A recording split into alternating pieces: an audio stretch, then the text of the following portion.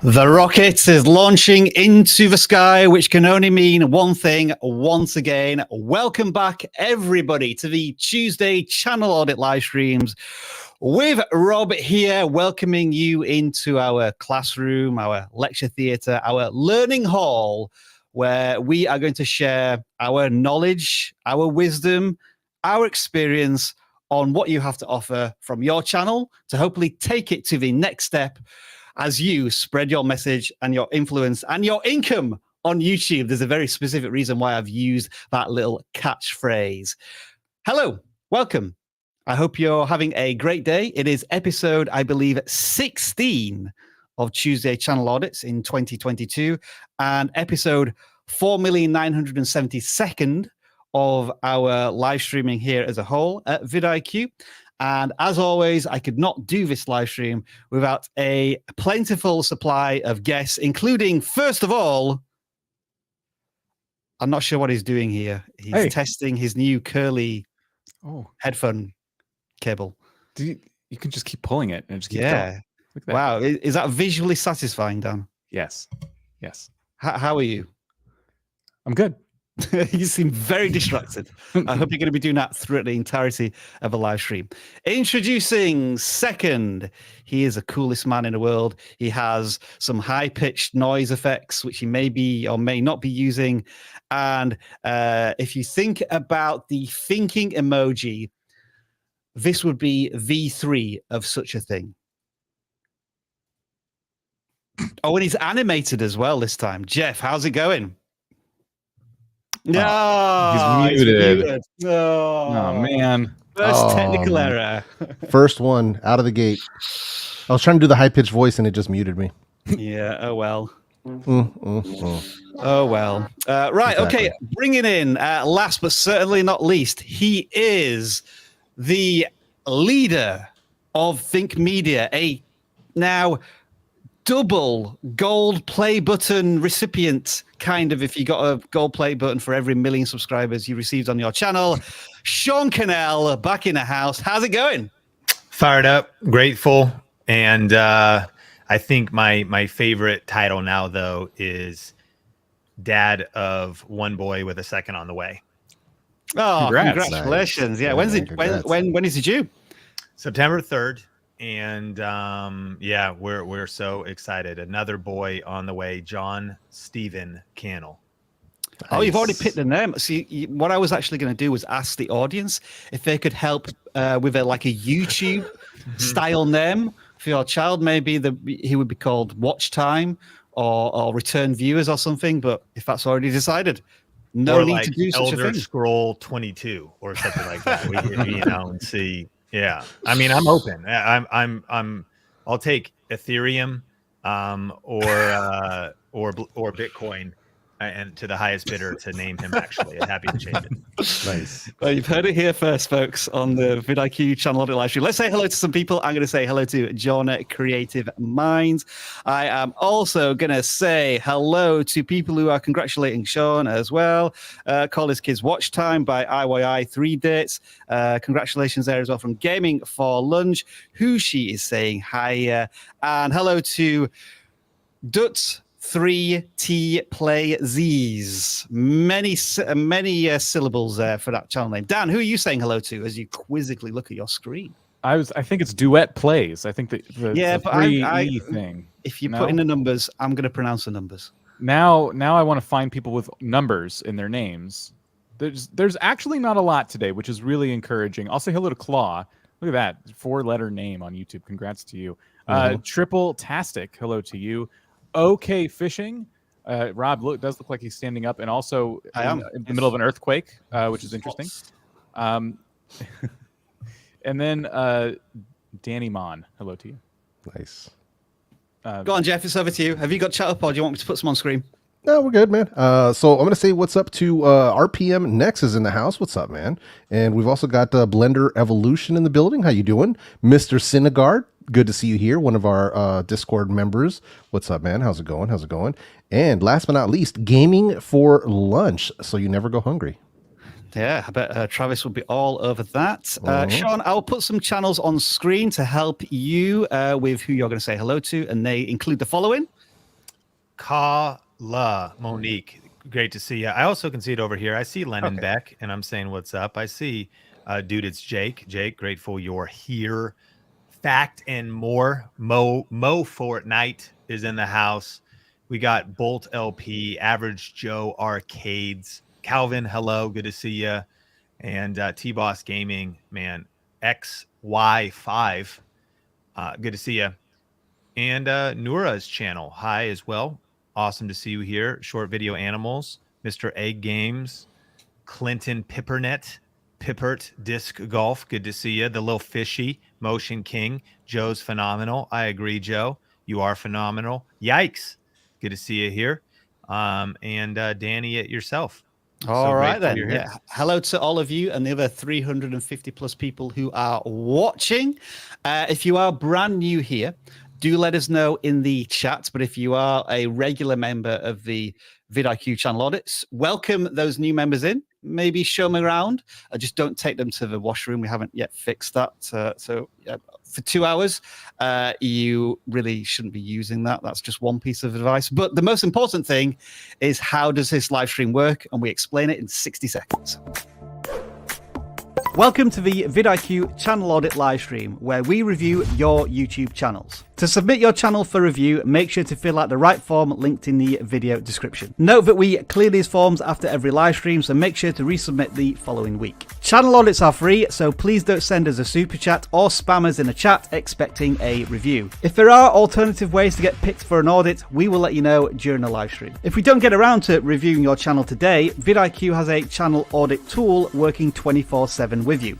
Make sure to download our tools and use the 30-day free trial using the link in the video description. If you submit your channel for review, expect the following. We are sharing nothing more than our knowledge, experience, and passion as fellow YouTube creators. I want to give a huge shout out to all of our moderators who do a phenomenal job every single week. Thank you, thank you, thank you. As for all of you, well, thumbs up if you enjoy this live stream, subscribe if you love it, and if you know of a fellow creator who may find all of this stuff useful, please do share it with them. And with all of that being said, let's start auditing your channels. Well played, Koi-Fish Gaming, well played. Does anybody know where that reference comes from? Taken. What? Star Wars. No. I don't think Sean has a clue. Dan, do you know where it's from? That's Terminator. Yeah, Terminator 2 to be precise. Oh, no, is it? It's in both of them, isn't it? Isn't it like to live, John Connor? Yeah, no, it's not to Sarah Connor. That's it. Yeah. So yes, all full of Koi-Fish. If you want to survive this live stream, other bits. Sorry to interrupt. Just looking it up. Other bits and pieces are that we continue to support creators for peace. So if you do donate during this live stream, it goes directly to that cause. Thank you very much in advance. And as always, we get hundreds of channel submissions every single week. Unfortunately, we can't audit every single channel, which is why we suggest to you that you have your channel up on a second screen. So when we're talking about many of the fundamentals that often come up during these audits, whether it be thumbnails, titles, channel focus, consistency, you can see how the advice we are giving to that channel can apply to your channel, because there's a lot of crossover information, be it you're a gaming channel, a tech channel, a makeup channel. It all often relates to you, especially as you're starting out your YouTube journey. With all of that being said, we will audit the first channel that was submitted this week, as always, in our forms, which you can still complete, and we may randomly pick you out later on in the live stream. Jeff, I want you to start with the following channel, that is K Vinzon. If I pronounced that correctly, I do apologize if I have mispronounced it. They have just over 1,000 subscribers, and on first impressions, what type of channel are you seeing here? Interesting. So K-Vizans, K-pop instrumentals. So I'm not sure if they're playing instruments, like, because it's saying instrumental. So I don't know if these are instrument covers or exactly what's going on. If they're singing, I'm not 100% sure exactly what's going on. So I'm a little confused. I definitely would have to watch a video to try to get a vibe for exactly what's going on. I'm sort of intrigued though, because I think it's pure music. It might be, yeah. And I wonder if it's somehow royalty free, or if they're just uploading actual instrumentals Of the songs. You know, a lot of hip hop, like people want instrumentals of popular hip hop songs without the lyrics. And in some cases, it's the actual instrumental. And then sometimes it's remade. And if it's like remade enough, it can make its way over to Spotify or other places. Yeah. Because it's not really getting flagged because they've tweaked it enough. Yeah, these are the actual songs from what it looks like in the description, which is wild. Can I just check? Did you hear that as I was playing it? No. All right, okay. Interesting. Yeah, I mean, I kind of see what they're going for, and I'm assuming they're using, you know, the name of the artist, their face, to kind of get the clicks there in the thumbnails. Yep. But yeah, quite interesting to go with this route, because it sort of makes you wonder what the end game is. Like, I know it's playing a service, but you know, I think you'd really open yourself up to a lot of you know, copyright issues going this route. So that is the challenge, isn't it? When you're effectively using somebody else's intellectual property, content, film, music. What is the end game here? Is it just to share your fandom of this content with a fellow audience, or do you want to try and build out a business out of it? And that's going to be a stumbling block at the very beginning here. But if a creator understands that, then we accept that as auditors. Mm-hmm. Absolutely. Let's see. Interesting. Big Bang, okay. Not bad.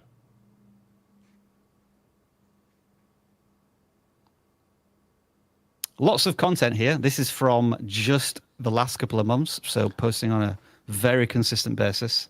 Yeah, they're going pretty quick. I mean, it seems like they're staying really consistent with their stuff as well.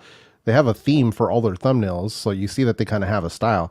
I don't know how I feel about it, though. It's kind of really, really busy. And I don't know if that's something that could be cleaned up just a little bit, just to kind of streamline it a bit. Interesting.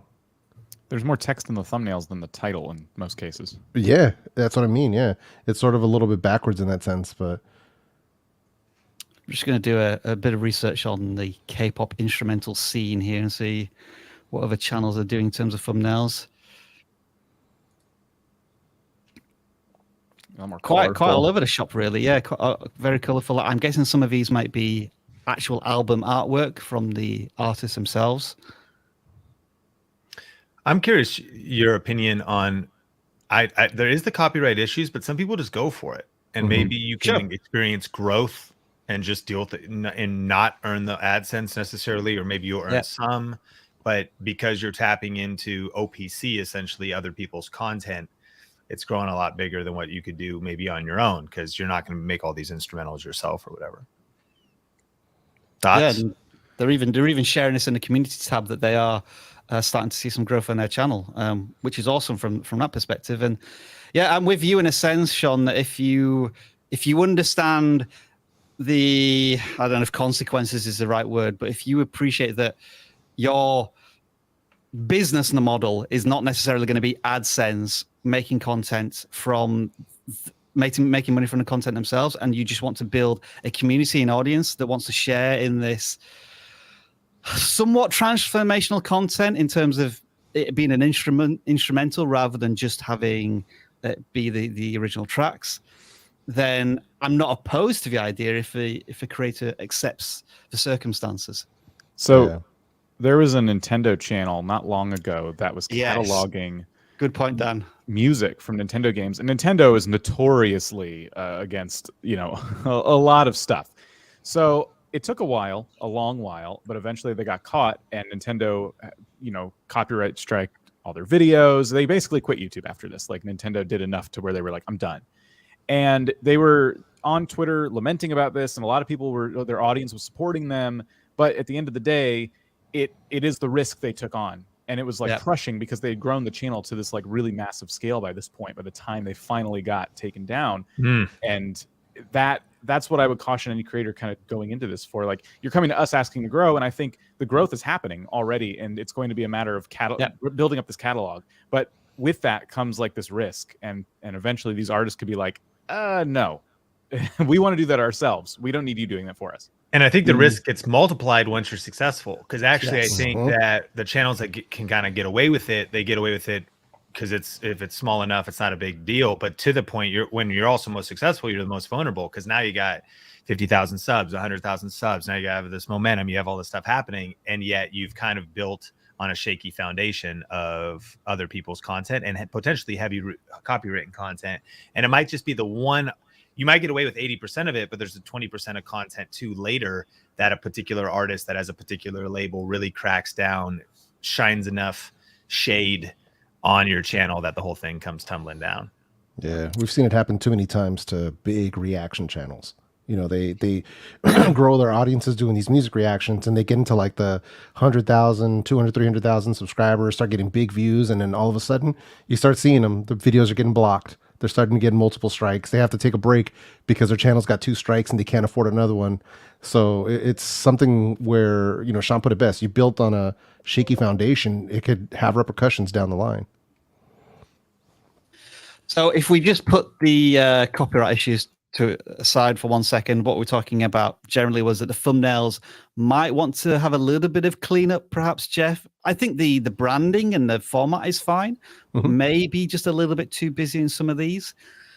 I'm seeing some spiky views as well. I feel as if maybe the creator might want to take a look at a particular artist and perhaps do a series of videos in succession as a test. This Jackson Wang one, for example, got 1,000 views, but then the next view, the views have been actually lowering as progressively, 200, 160. What would happen if you did 5 Jackson Wang videos in a row? And then on top of this, what if you did not a playlist, but a compilation of those instrumentals in a 40 to 50 minute video? That might be something to think about as well. But I think we'll leave it there for the K Vizon's channel, and we'll move on to our first gaming channel of the week. And they are Alexi Giovanni. They have just cracked 1,000 subscribers as well. Congratulations on that landmark. Hopefully you're working towards 4,000 hours as well. It's a gaming channel. It's Animal Crossing. I think the best person to tackle this one would be Dan. First impressions, Dan. Well, I like the focus. So let's see. Congrats on 1,000 subscribers. What does that banner say? Can we scroll up actually? Tips, amiibo cards, guides, tours, villager hunts. Okay. All Animal Crossing related. It's a lot of stuff. We always talk about like having comma and like a whole list of things, but all of that stuff I would say is within that space, that community. So looking at some of the latest videos here, they're unboxing amiibos, which is, you know, their amiibos are getting more and more rare, especially as games like Nintendo likes to take them off the shelves. So that could be interesting if you continue to like go on eBay and things like that and collect those. Let's see. I'm noticing this all flower breeding tips. One huge video.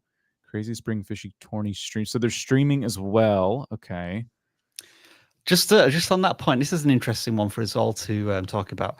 Would you spend the title advertising that it's a huge video? Because they can see the time code. The video next to it is much huger. Because it's also, too, speaks for itself. Huge doesn't sound like 15 minutes when 1 hour and 25 is next to it. Yeah, I get what they were going for, but I think Ultimate Watering Guide should have been in the title instead. And it's, you know, if people feel like a 15-minute video is huge, that's their own determination. I think they were trying to be cute, you know, in the title. Yeah. But I would have used that real estate. And it's not too late. You can still go back and do this. I would use the real estate to be, you know, the ultimate flower breeding guide for Animal Crossing. And then here's the other thing with this game. It's just a bit older now. And I like, as someone who enjoys the game, I can feel this too. My interests have shifted because I play it now and again, but it's less about, oh, how do you breed flowers? Because all of those guides have been done to death now, and more about how can I keep enjoying this game? So that's what a lot of the creators in the space are doing. They do like inspirational things. So like I've noticed the videos that still surface to me are the ones that are always about like a very creative endeavor. So just something to keep in mind if you're going to go. Usually we tell you, hey, make guides that are very searchable, but because of the age of this game, it's just a bit harder to compete in that space because flower breeding guides were done when the game first came out, and that was a couple of years ago now. So as a tip, I would say start to kind of figure out what this niche is like doing today, and figure out what parts of that you enjoy, and bring your take to it. But like covering never ending Bell's exploit, like that, like covering exploits and things like that, that's cool. Like that's, I think stuff like that is always relevant, especially because new ones could crop up. But yeah, doing guides about breeding flowers, I just think that one's, you know, it's a bit old now. It's dated. I was also looking at this video down here, Dan, which seems like a much more effective way of visually enticing a viewer to click on something, in terms of, I like to call this organized chaos, where there's a lot of small things on a thumbnail and it's difficult to pick them all up. But if you repeat it, then it can become quite visually attractive. And this feels like another big guide, but a big guide in terms of making money. And they've used imagery from the video, from the game, as opposed to just plastering it with a big wodge of text and then blurring out the flowers in the background. Seems to be a more effective way of doing it, and the views seem to reflect that as well, and it's performed pretty well over 3 weeks of its life. Yeah, and to be fair, like to the point I just made, like there's a lot of ways to make money in this game, in most games. So, you know, maybe even today, money making guides, that's why it got so many more views than this other content, right? It's still relevant.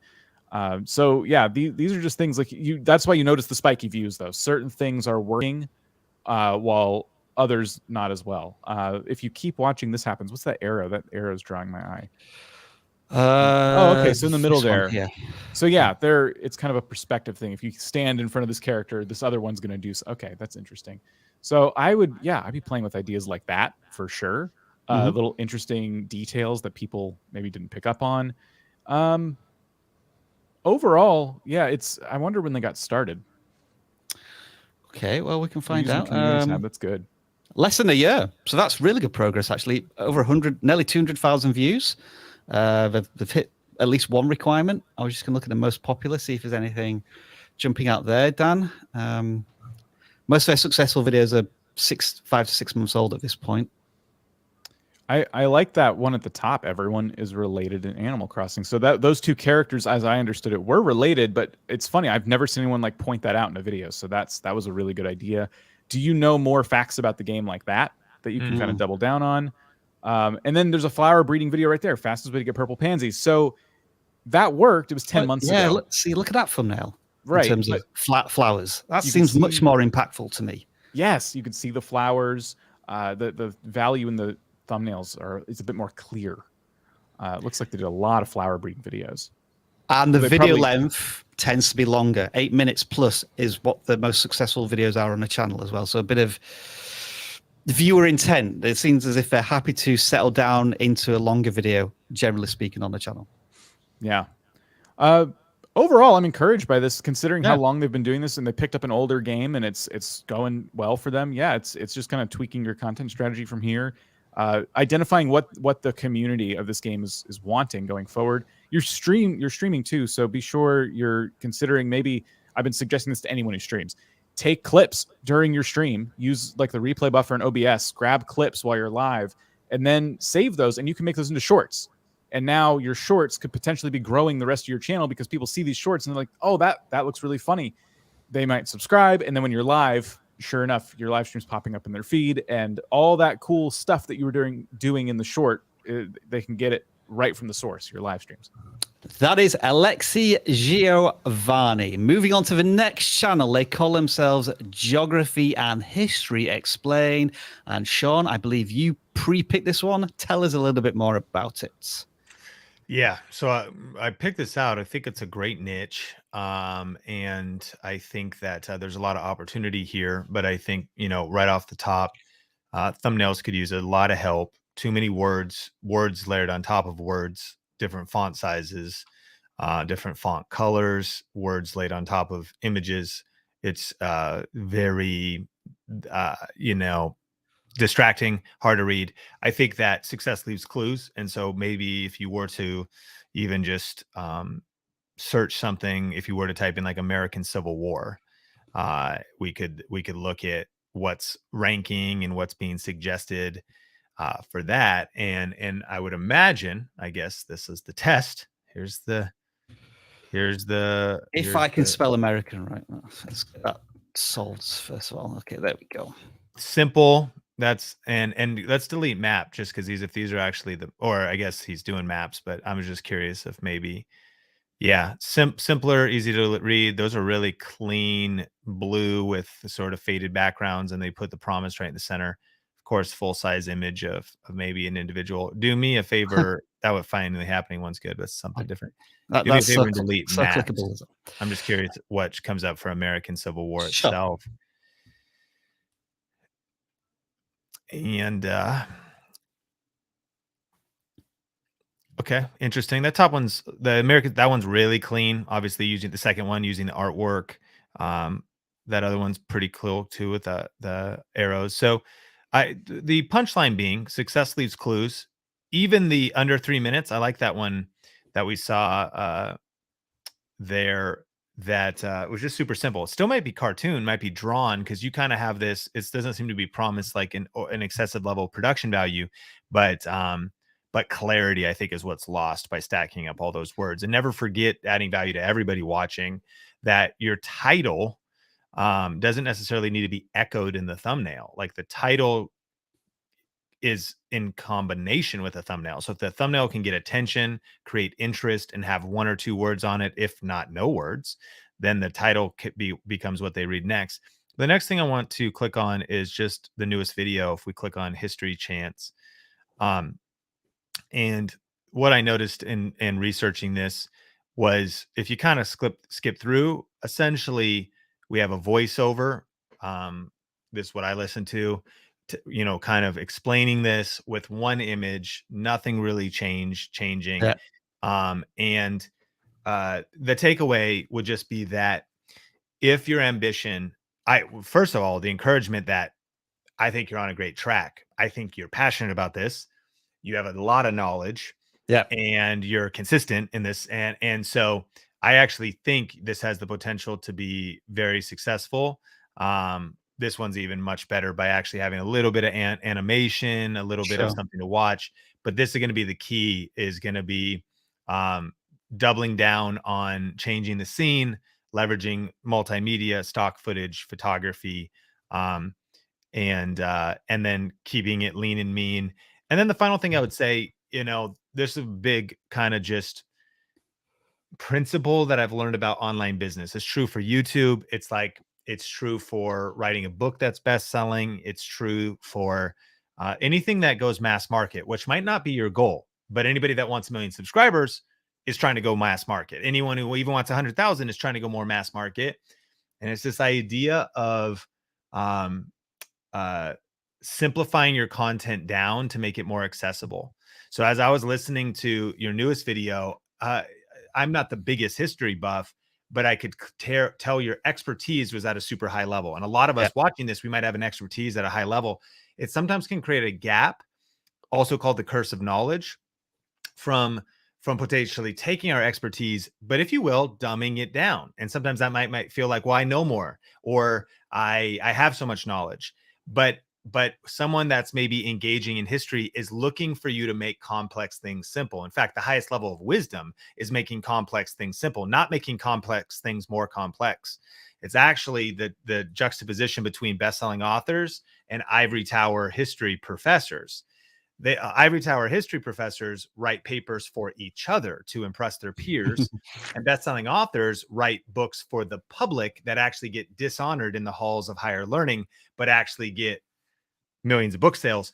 Why? Because they're actually readable, because they actually can be understood.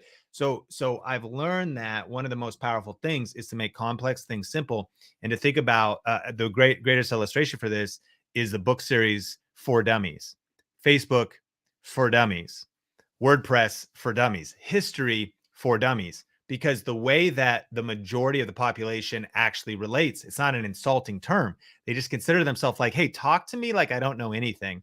And so I think there'll be a lot of opportunity for you and growth there to make the videos engaging with B-roll and different things, and then to make and to potentially not maybe tackle as complex subjects, but really make things simpler. That becomes mass market. Your videos could be played in classrooms, shared, people that are interested. And yeah, just a few thoughts. You're so right about that concept of keeping things simple, Sean. Because often you come up with a really simple idea, but once it goes through the creative process, you add these little layers here and there, and then it just turns into something really complicated. And in this recent example, there was this channel which did nothing, literally nothing, but count down from 100 in the middle of December down to April the 1st, and then rickrolled everybody on April the 1st. And every single video was just 6 seconds, a digit changing from one to the other. And I was saying how many creators are probably going to find this really frustrating because it feels like very low effort. But what I was saying was that the creators managed to keep something so simple that people can understand it, and it built its own culture and phenomenon around it. Like, you got all of these comments talking about how epic each video was, and like how 93 did such a good acting performance as they transitioned from 92 and whatever. It's, you know, built up to this moment. And this final video got 1.3 million views. And it was simply the number 0 transitioning into a Rick Astley Rickroll. And I've got 100,000 subscribers from it. And then when we go back to, you know, our hero creator here, maps are inherently visually interesting. And it's the layer that's been put on top of this is text and complication. And then it makes it impenetrable almost at the very start of the viewing experience. So the idea of just keeping it simple, maybe one arrow pointing to the coastline or an interesting landmark or whatever, really this creator needs to think about making it for almost dummies. I think that's a really important point that we should all try and embrace more with our content. Explain it to me like I'm 5. Yeah, and the alternative is to go the other way. I think that it's just always going to be a smaller group. I think it was at a conference in Las Vegas that I learned that, and they said that the biggest group in any niche will always be beginners. Yeah, always, and it's by a factor of 10 to 100x, and it's just more. There's going to be more people at a white belt level going into martial arts than at the highest samurai black belt level. And so if you also know you're going to go to a much more advanced or speak to a particular person, this is why we say the creator who understands the viewer best wins. You want to know who you're talking to. And if a lot of us want a silver play button, we need to know that our channel could even grow to a silver play button size. If we also wanted to create some really niche advanced community, that's cool too. Just know that that's what we're doing. And we're kind of like speaking to maybe peers or similar people that like, hey, there's a lot of beginners. It's a way to be a blue ocean strategy. A lot of people covering the beginner stuff or the for dummy stuff. I'm covering the for advanced stuff. I'm going to go that direction, and it actually could be a unique angle as well.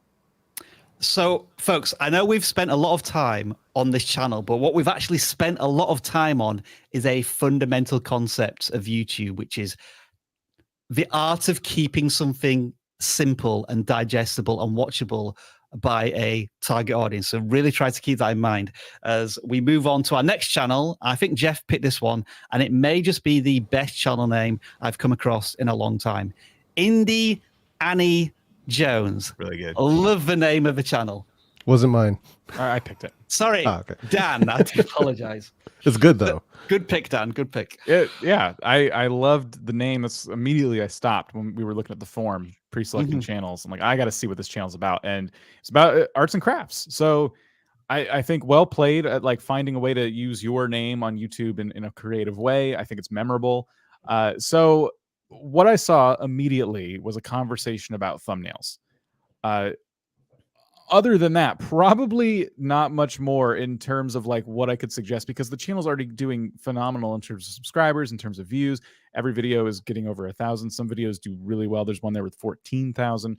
I think they have leaned into this cottagecore aesthetic, which we've been seeing pop up on YouTube in different areas more and more. And the execution, to me, this comes down to thumbnails. I think The biggest thing with thumbnails, and this last channel can learn from this too, we just talked about it, is we really can't let the audience think too hard about what this video is going to be. And if they look at these thumbnails, they're overwhelmed immediately by a lot of images kind of clipped on there. They're overwhelmed by text that is really thin and kind of hard to read. And like, so the video I was looking at, the 5.8 thousand one, upcycling trash into cottage core, shabby chic, whatever the rest of it says, like that is an example of one of their better thumbnails, in my opinion. I can see a picture and it's bigger than in a lot of cases these other pictures where there's a lot of little things, right? The only thing is the foreground and the background there's not enough contrast there, so even that image could be better. I think the thing that they made isn't standing out. So this all comes down to like getting your thumbnails way more simplified, having high contrast images against high contrast backgrounds, or creating contrast between the foreground and the background. And if you can master that, I feel like you're going to see a lot more views. It seems like you know your audience really well. I think you have all that down. I think for this channel, it is all thumbnails. If I was to look at, say, this thumbnail, I would ask the creator, what do you want me to look at first in this thumbnail? Because I don't know. And so I guess I'm already visually frustrated. We talk about this a lot in terms of top lists. Just show the best thing from that list and let the viewer click on that best thing so that they can see everything else. And then the font is quite tricky to read as well. Now, I guess what we should caveat here, Dan, is that there may be a particular style that this creator is following within the shabby cheek scene. So let's just have a look at that and see. Shabby chic cottage core. Shabby chic, if I can spell it right. Okay. I'm guessing that the thumbnails are going to be a little similar. You know, these multiple montage style thumbnails. It's kind of a busy decorating style, but that one right there, I like, where they kind of fade out the background, a little bit of almost like a mist over it, or they use that home tour one too, a little minimalist area, but the busyness around it. I think that's a cool design, like split the thumbnail into 3, show 2 items and the creator in the middle. Yeah. That seems effective to me. Thumbnails, I mean, similarly, we at Think Media have, we'll have a camera and it has a shotgun mic and it has a little Joby GorillaPod or some kind of a tripod. And then so this is what we think about. We think about what is the color of shirt we're wearing. We have different skin tones on the team. And then we think about what's the color of the wall or the background behind it. So a lot of times you might have a dark, like all of your offices right now are pretty dark behind you, and most cameras are black and most accessories are black. And so you take a photo of something in the wrong environment and it disappears. And the keyword is contrast. So you want a contrasting color.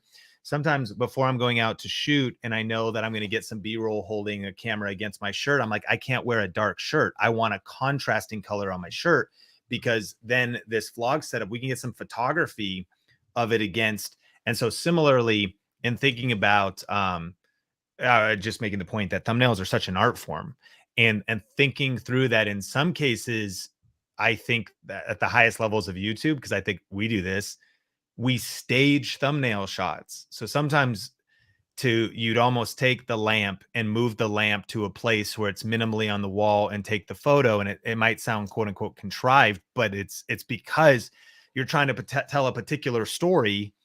And the best way to tell it might not be the actual environment. We sometimes wonder, how do we show a whole home office? It's too busy. It's too zoomed out. So do we just show one aspect of it? And then what do we need to actually do? Do we actually move the monitor and the camera to another room and put a piece of colored paper behind it so as to simplify down the image as much as possible? Yeah, just taking a few examples from your channel there, Sean, which we'll come back to. Today's with Omar is a great example. Blue sky, black camera. Camera shows up, YouTube logo inside of the flip screen. But that there's also the color theory. The blue is kind of inviting, a little bit of green, but a good point would be a lot of times if you're out taking photos, depending on where the skyline or the horizon is, I believe that's a replaced background. So it's actually a cutout replaced background. So the problem is the trees would actually make that camera disappear. Green behind the camera would not be good. Busy trees behind the camera would not be good. And so that's definitely a lot of thought in literally staging and crafting the thumbnail. That image never happens in the video itself as well, Yeah. right? So it's actually purposefully created. Yeah. So yeah, just going back to Indie Annie Jones. My advice always at this point is the next thumbnail that you make. I'm trying to find a better way to phrase this, but make it half as complicated as what your thumbnails currently are. So that might mean removing the text or removing at least one image from your thumbnail, or using less dominant colors, some of those elements to try and make it more palatable just as somebody's scrolling through. Because if you imagine somebody scrolling through these thumbnails, my eye is not dropping onto any of these because there's so much going on. Take this as a canvas of your channel. Are my eyes being diverted to any particular thumbnail because they stand out? And my answer is generally not really. But what we will say here is that this is kind of like a potential bottleneck, considering that your channel is reaching 10,000 subscribers. You're getting thousands of views per video.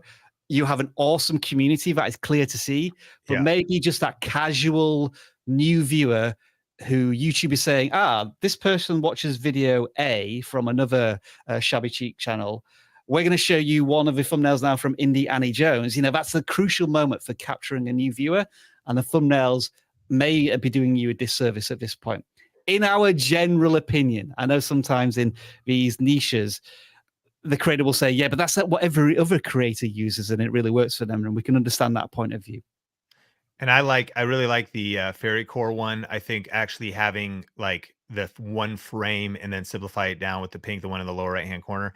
And then I would love to hear your thought on the lower left hand logo idea. It's a philosophy. It's, of course, I don't know if you guys do it.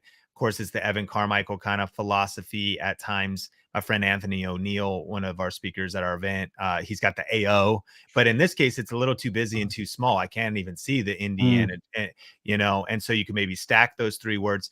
As a side note, I read in the chat though, Indiana Annie Jones actually got pulled over and wasn't able to watch this live because her brake light was out. Oh no! I think she got a ticket, but here's our encouragement for you. So she's going to watch the replay, and I hope. I'm sorry that happened, but I hope that with some small tweaks to your channel, it's going to lead to giant peaks, and may untold hundreds of AdSense roll in because of these advice, so that you can pay that ticket off, no stress. I know it's super stressful when you get a ticket, but I like to turn that negative energy towards positive energy. Well, I'm going to go earn more money to pay off this ticket and pay the increase in insurance. If you need any help with the brake lights, there's a bit of advice for you as well. What I'm fascinated in is Rob, who is in the chat to tell us that she's been pulled over. That's fascinating. Sorry, Dan, go ahead. It's not, don't be looking up brake light videos. Now is your opportunity to make a cottage core brake light for your car. there you go. About getting pulled over. As long as it's legal. Don't drive with it. Okay. Wow. Well, we've only gone through a few channels here, but we've gone through some really valuable stuff, I think, with these audits so far. And what I want to just mention as well is we are not just a channel audit service 2 hours a week every single Tuesday. We have a whole suite of tools that will help you every single day on YouTube. And I just want to give you an example of one of our newer tools, which we found really fascinating in the past couple of days. Mr. Beast, obviously one of the largest creators on YouTube, about to hit 100 million subscribers. We've noticed he's going through his older videos and doing something that's resulting in thousands of views right now. For example, this video that came out 2 years ago, right now is getting 8,500 views per hour, which is incredible. If we go into the video and look at the historical data, again, another one of the vidIQ tools, very consistently getting hundreds of views per hour for the last year. And all of a sudden, in the last few months, or last a couple of days, bang, he's up to 10,000 views an hour. Why has this happened? It's because he's tweaked his thumbnails on his older videos to reflect the style that he has now. So he's gone back through his catalog of videos and is getting tons of views. And we were able to find that out through this views per hour tool, which is really useful to seeing what's trending right now on somebody's channel. For example, if we wanted to do a bit of spying on Sean and Think Media, we could use the trending button here, and it will tell us not what the most viewed videos are, but what are the most viewed videos right now. Sean, you seem to do a lot of stuff with free and funny sounds on your channel. That's actually Nolan, and he's ruining our channel. But yes, now people only come to our channel for funny sound effects. And not all views are the same, and not all subscribers are the same. But yes, I'm grateful, but you could clearly see that those videos, success leaves clues. Do you want to double down on them? You know, I don't know, but we've done all 3 of those and they all crush. Some of the sound effects we borrowed for our live stream. The one I like to use is this one, where I think Nolan did a video about how to create a YouTube channel for beginners. So over a year old, 1 million views, but it still gets 100 views every hour. So that's 2,500 views per day. Quick maths, about 7,500 views per week, which is phenomenal. Like, I could probably look at this and think maybe vidIQ needs to do add our own voice to that particular topic. And this is all through the views per hour tool that we have here at vidIQ. So do make sure to check it out. And since we're on the Think Media channel, Sean, just in case people who are not aware of who you are and what you do on YouTube, tell us about your growing empire and your goal, this very noble goal that you're trying to succeed in with creators out there in the YouTube universe. Yeah, I appreciate it. If we're just meeting, my name is Sean Cannell, rhymes with YouTube channel. And I started shooting videos in my bedroom. I actually started shooting videos for my local church back in 2003. The first YouTube channel I managed was 2007. And my first video. Look at those thumbnails, eh, Sean? Oof. Yeah, Wow. you know, I went back on some of these. You can see the ones I went back on. Like if you go to the very top where it says, or the video editing tips and tricks, was a small frame of me, but that one ended up doing better. It was me in my car sharing video editing PC build tips, but whatever. So yeah, just when I started off with a mission to help people find the best tips and tools for building their influence with online video. Today, we're a team of creators, and we're helping with the camera review side of things, and then similar to vidIQ, also the strategy on YouTube side of things, video editing software, all of the above. So if you haven't heard about us, Think Media, definitely check it out. We also have a weekly podcast now. That's pretty exciting. The Think Media podcast. We're becoming very excited about video podcasting as it's its own channel. And not only that, we are actually days away, a couple weeks away from an event in Las Vegas and online called Grow with Video Live. Gary Vaynerchuk, Jasmine Starr, Shalene Johnson, Alex Hermosi, Vanessa Lau, Emily Baker, Benji Travis, Anthony O'Neill. I think we're having guys like Eric, I think, is coming out. Andre Jick is coming out. A lot of interesting characters like that across platforms too, because we're very excited about YouTube Shorts. But vertical video is interesting, and the ability to do YouTube Shorts, TikTok, Reels, Grow a Video Live. It is happening in Las Vegas, May 23rd and the 24th. Thanks for not including me in that list, Sean. I feel really valued. Well, actually, I think we had you, and then we didn't, and then we had you, and you're gonna be missed. Virtually, I believe I'm going to be there virtually. There you go. So you are in the list. So we are there. I'm doing my best to even keep up with who's coming. To be honest, like I am not sure fully. I am sure because the people being advertised are coming. Patrick, David, and Valuetainment, and Gary, and yes, it's gonna be cool. Yeah, there's even new speakers being added still, so it's exciting. Could you just add my creepy head appearing like just over Heather's shoulder or something? Or maybe we could have all those speakers. They could be like inside of your mouth, and you could just have a big open mouth shot. Please. Or yeah, that's a great idea. You could be like the father of all those creators, and they could be. I love it. I love Yeah. it. One final bone to pick with you, and I don't want to start an argument live on the stream, Please, but I would actually prefer looking that. at these thumbnails, yeah, these look pretty good. Yeah, all right. All right, so you got I this. screenshot, but we did. I know So, we yeah. got that. It's not a bone to pick. Success leaves clues. Yeah, I so, was all I right, was okay. looking at ranked videos. Let's take a look Looking at here. different thumbnail concepts. Okay. Now, to be fair, we have someone helping us with thumbnails now, so I sent Ian some examples, and Yeah, so like all I two did was months point ago. him in the All right, direction. yeah. He actually committed the crime. Okay. So yeah, what I'm gonna do right now, I'm enough Sean. disconnected that in a court of law, you can't even trace it back to me fully. It I- may have I- started with me, but I'm enough people removed that. I hear what you're saying. But I think we need to do something about this. Oh, I'll leave that for a little later. Let's get back Hateful and onto the abusive channel content. audits. Let's get back onto the channel Well, audits. what Sean is saying is he's insulated, is what he's telling me. He's insulated. That's what that's called. Scruffy looking nerf herder. I got a quick quiz question. Do you actually know who said that? Scruffy looking nerf herder. Yep. Go on, then tell us, Jeff. Leia. There you go. Okay, good answer. And who was she saying that about? Oh yeah, it wasn't a Star Wars reference earlier. I just thought it was.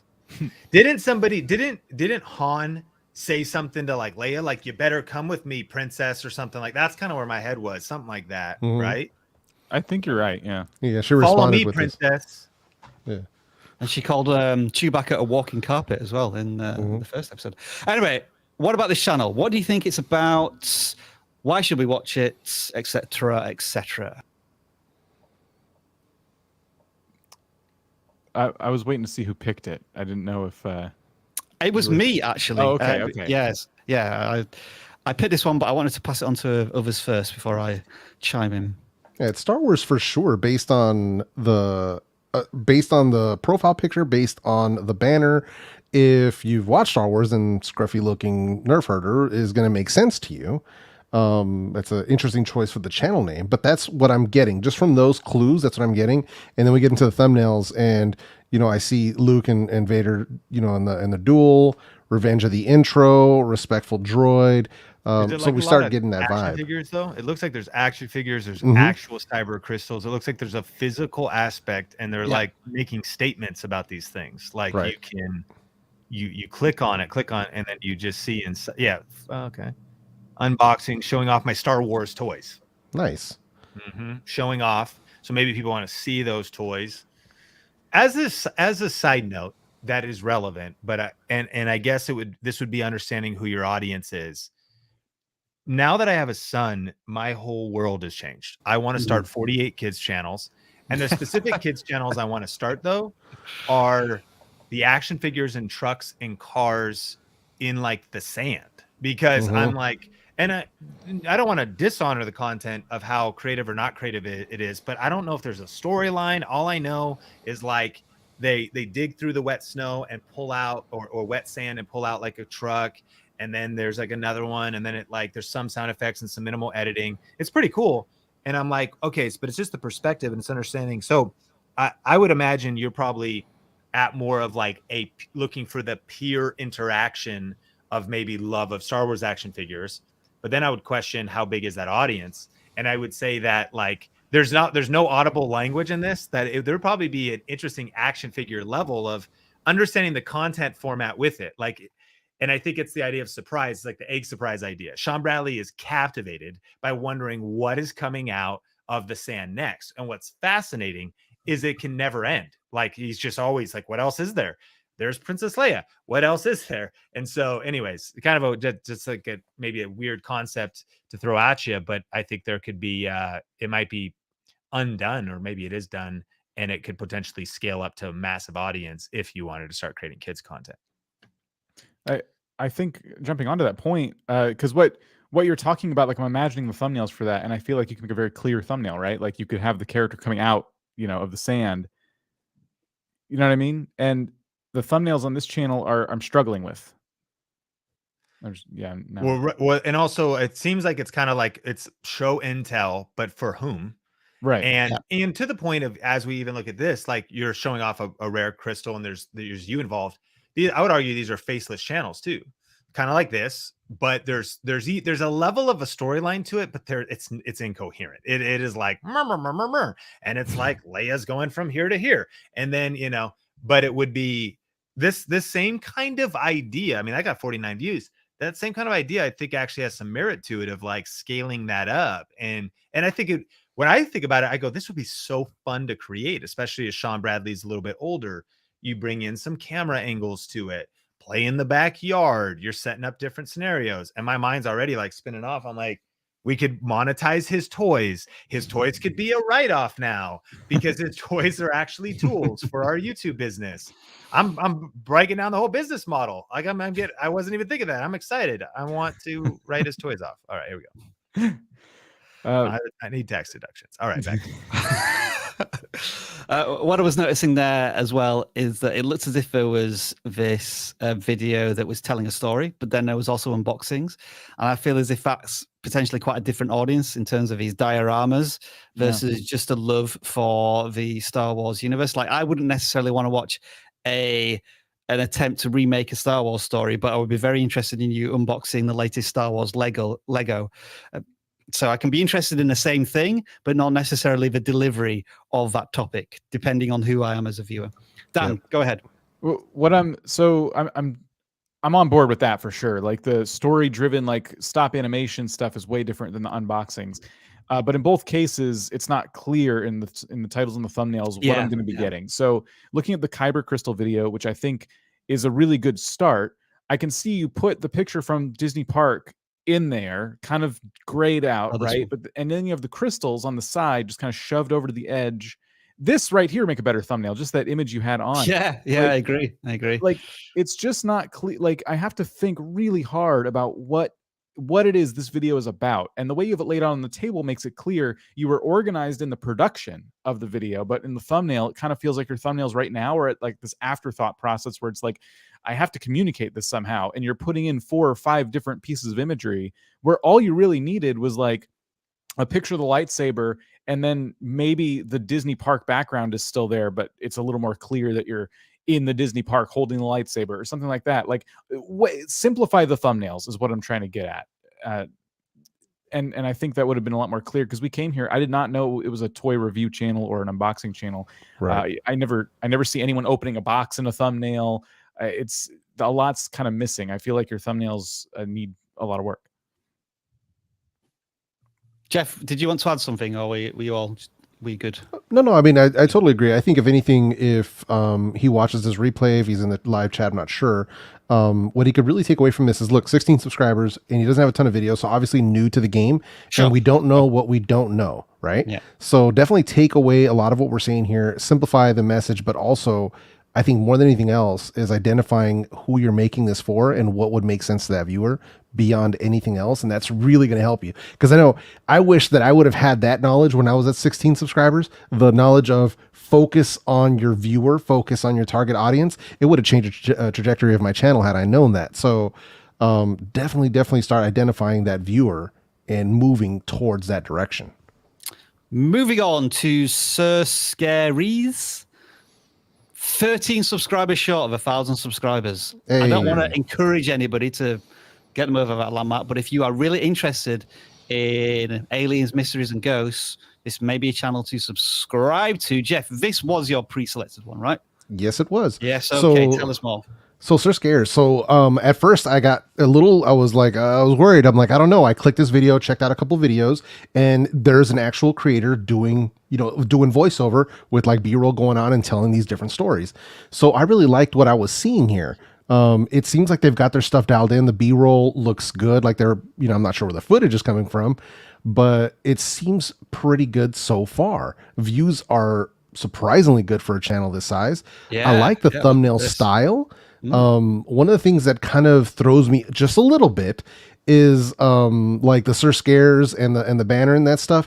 It sort of feels like I don't know, it kind of doesn't match, because when I think of Sir Scares, I'm thinking just straight up ghost videos or that sort of stuff. When we're talking about UFOs, we're talking about Bigfoot footage, we're talking about stuff like that. I don't know. Does that I don't get the ghost vibe from this. I'm getting more of a mystery vibe from it. Conspiracy theories, that type Yeah, of yeah. stuff, So it seems I was a little confused when I saw that, but aside from that, I mean, I like sort of the way it looks. I like the way that the thumbnails look. Some of the titles can be a little on the long side, but overall, I mean, I think they've got something going for them here, and it doesn't feel.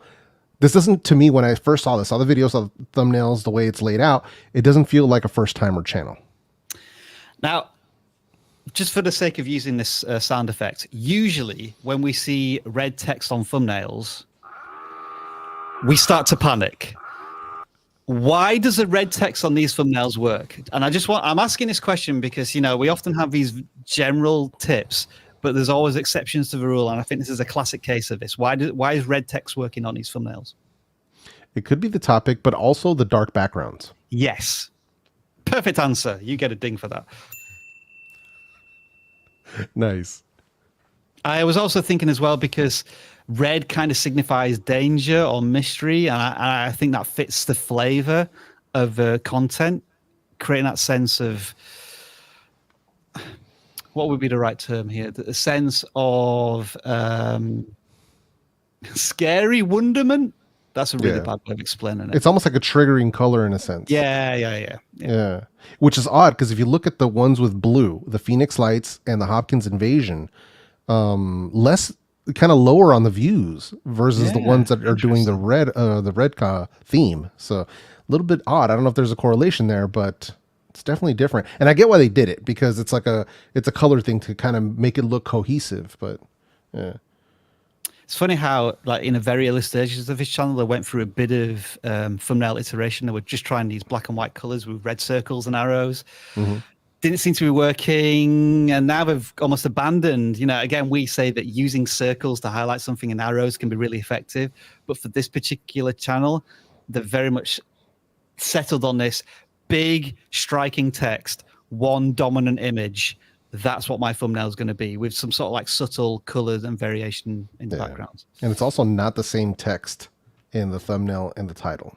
They play off of each other. They complement each other, which was what Sean was talking about earlier, that, you know, you want them to work together, but not to be the exact same thing. Any other observations that we can see here? Well, they're up to 991. Yeah. Yeah, they're definitely climbing up. So yeah, but overall, now I'm hoping they're using their community tab, because it seems like they're getting some pretty decent views, and the people that are into this content are going to be into it. So not yet, not much. Experimenting with it a little bit.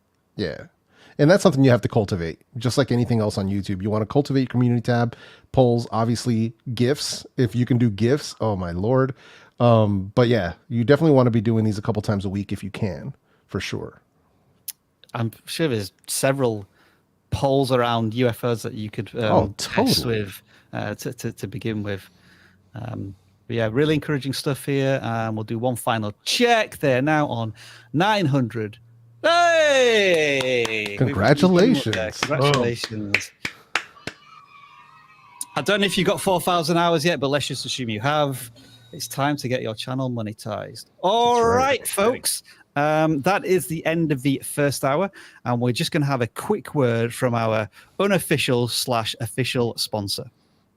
Is your gateway to get out of the thing that you complain about? But people would rather complain about how it is than put in the work. We need to start understanding how big this opportunity is, because for everybody in this room, you will sit back in 20, 30 years and regret if you didn't execute in this era. It has never been a better time in the human race ever to actually just go all in on you.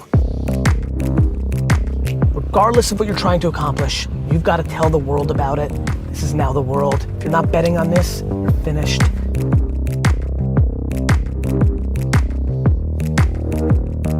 This is your golden era, right now. There's never been a better time to be you.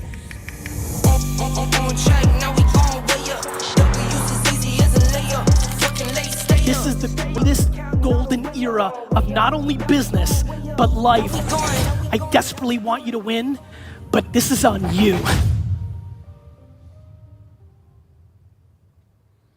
Yeah, and there we are. Grow with video coming soon there, Sean. I just wanted to say, phenomenal editing work. I think Nolan put that together. I was asking Heather who made that, and I thought it was fantastic. Really Yeah, good he's work. a legend video He is. editor, and so excited. Really captures the energy I think people are going to experience. And it's a hybrid event as well. So our online experience, which is where the majority of our attendees are going to be, it's going to be highly interactive, and we're just so excited for the event coming up soon. And so if people want to know more about this, where can they go? growwithvideolive.com, and super fired up. The #1 conference for growing your personal brand with video. There you go. And I'm now looking forward to it. for a little bit of editing of our own.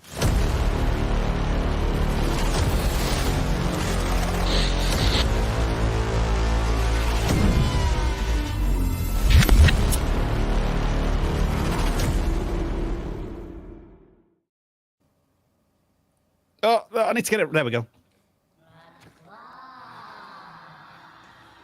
That's I almost right. got all of my editing right there. I just made one mistake there on my graphics, and now I need to get it all back. Okay, folks.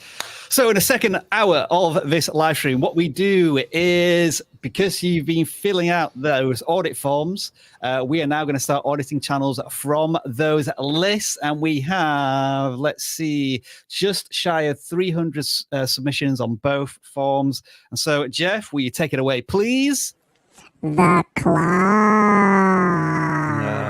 Nicely done. He specially expensed the soundboard just so he could do that.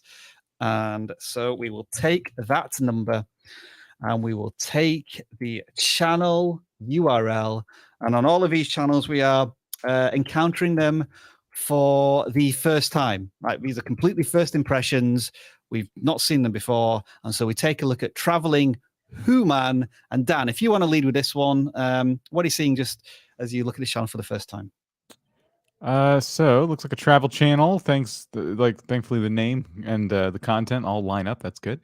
Let's see. So I guess I always try to figure out where exactly they're kind of like based. I don't know. It's kind of becomes a fun game. It looks like they actually do get to a lot of places. We've seen a lot of travel channels where they're based in an interesting location, and so a lot of their videos are from there. But it looks like they actually get around quite a bit. Looks like they're in India.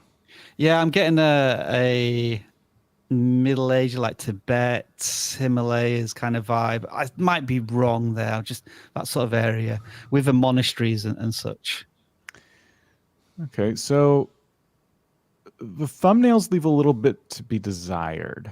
In some cases, they seem more, intentional than others. A lot of times it just kind of looks like a still frame like that. Yeah. It just kind of looks like a still frame from a video. It might take looking at some different travel channels to kind of see how they could maybe improve.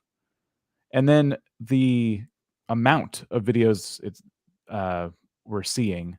Well, no, okay. So 6 months ago, and they took a break and then came back 3 weeks ago. And it looks like they've been uploading with lots of content. Yeah, a lot more as of 3 weeks ago. That's good. Okay. That's good to see then. Yeah, maybe we look at some thumbnails of some different travel channels. As I was looking at these thumbnails and titles, the question I was starting to ask is, how should these thumbnails make me feel? Like, what's the curiosity here? 1,000-year-old monastery in India. Okay. Should I feel nostalgic? Should I feel intrigued that we're going to find some very rare item in this monastery? I think there's very much a what you're about to watch here, but not necessarily a why. So what were you thinking of doing a search for here, Dan? Maybe we could just do old monastery in India or something. You know what I mean? Okay. Like something, trying to see if anyone else has done a similar video.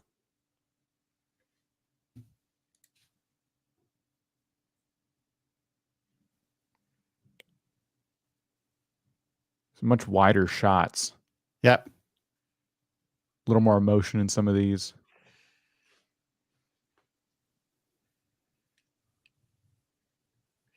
One of the things that I think could benefit us all and any kind of YouTube creator is to look ahead on your calendar, find some time, potentially on 1 hour at a time, even 30 minutes at a time, and devote some energy into studying photography.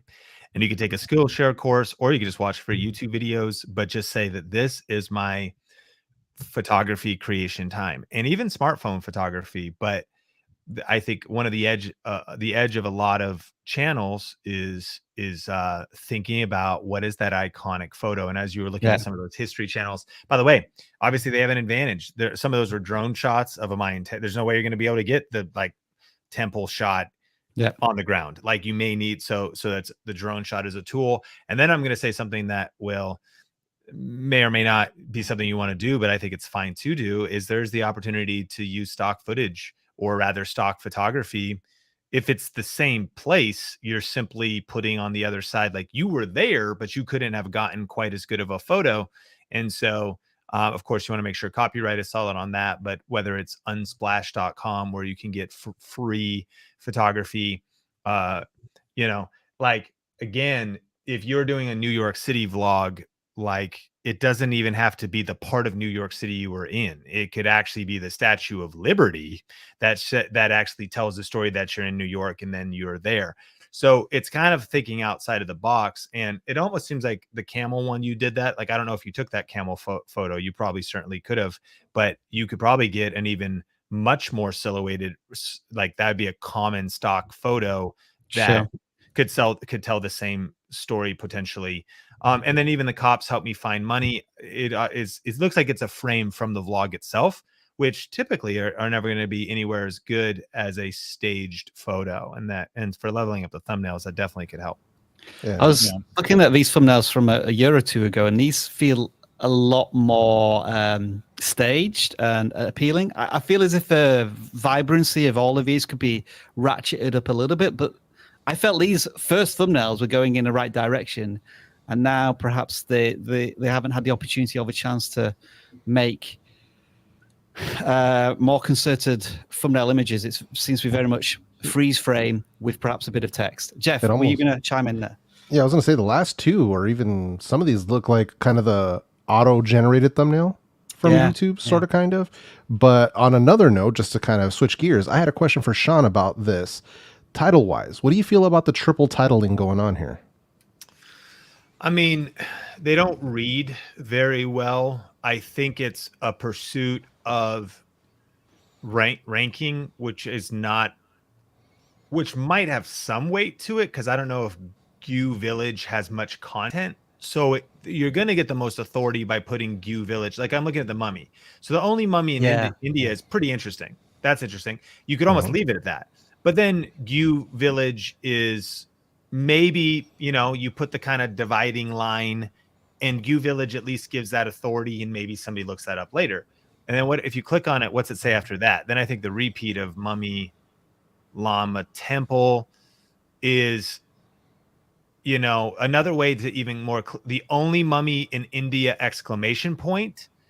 Mummy Lama Temple, comma, GU Village, or Mummy Lama Temple in GU Village makes it actually kind of two sentences. And actually that's how like a book would read. The only mummy in India, Mummy Lama Temple in GU Village is like, it's a statement and it's the location. So that'd be kind of like readability and writability. Writing titles is such an art form. And so, I prefer it more that way, but I could see some merit to it, just because sometimes I don't know if it's going to be successful. But what you're trying to do is organize your travels, and it's sort of like a descending order. There's like, what is happening? GU Village is the place, the other location, and it's all a part of a series for organizational purpose. I'm curious your thoughts. Like there could be some merit to it. And if you developed like a really diehard fan base that was looking for like certain places, certain things, that maybe could help you. I think this speaks to the point. This is how I used to title my vlogs, though. Like when I look at even hashtag Spitty Valley, I took the most difficult way, like that 6 months ago, title with the airplane wing, Said in All Love, is like the worst title in all. It's just terrible. Like, it doesn't make sense really. You're starting with the hashtag, A lot of times, unless you're a famous vlogger and you hit to that point, it's more about like, what would they be interested in? Like, what's the point? It gets cut off. We don't even finish. So I took the most way to read. So really reworking titles in general, which if we're on the point of doubling down on titles, personal preference, if we go down to the lower right-hand corner, I prefer, if you're even going to put episode numbers at all, put them at the end. Yep. If you're going to put any organization thing, put it in the end, if at all, because it may have no merit. Like, you also could just organize in playlists. I don't know if a playlist lets you label episodes anymore, but I think they do if you make it a series, and then you could kind of organize that way. But each video has a chance of growing your channel on its own merits. So you're wasting title space by front loading it with EP4. I don't even know what P-2 is. Then it's Chandler Trek, and then it's Walking on Frozen River.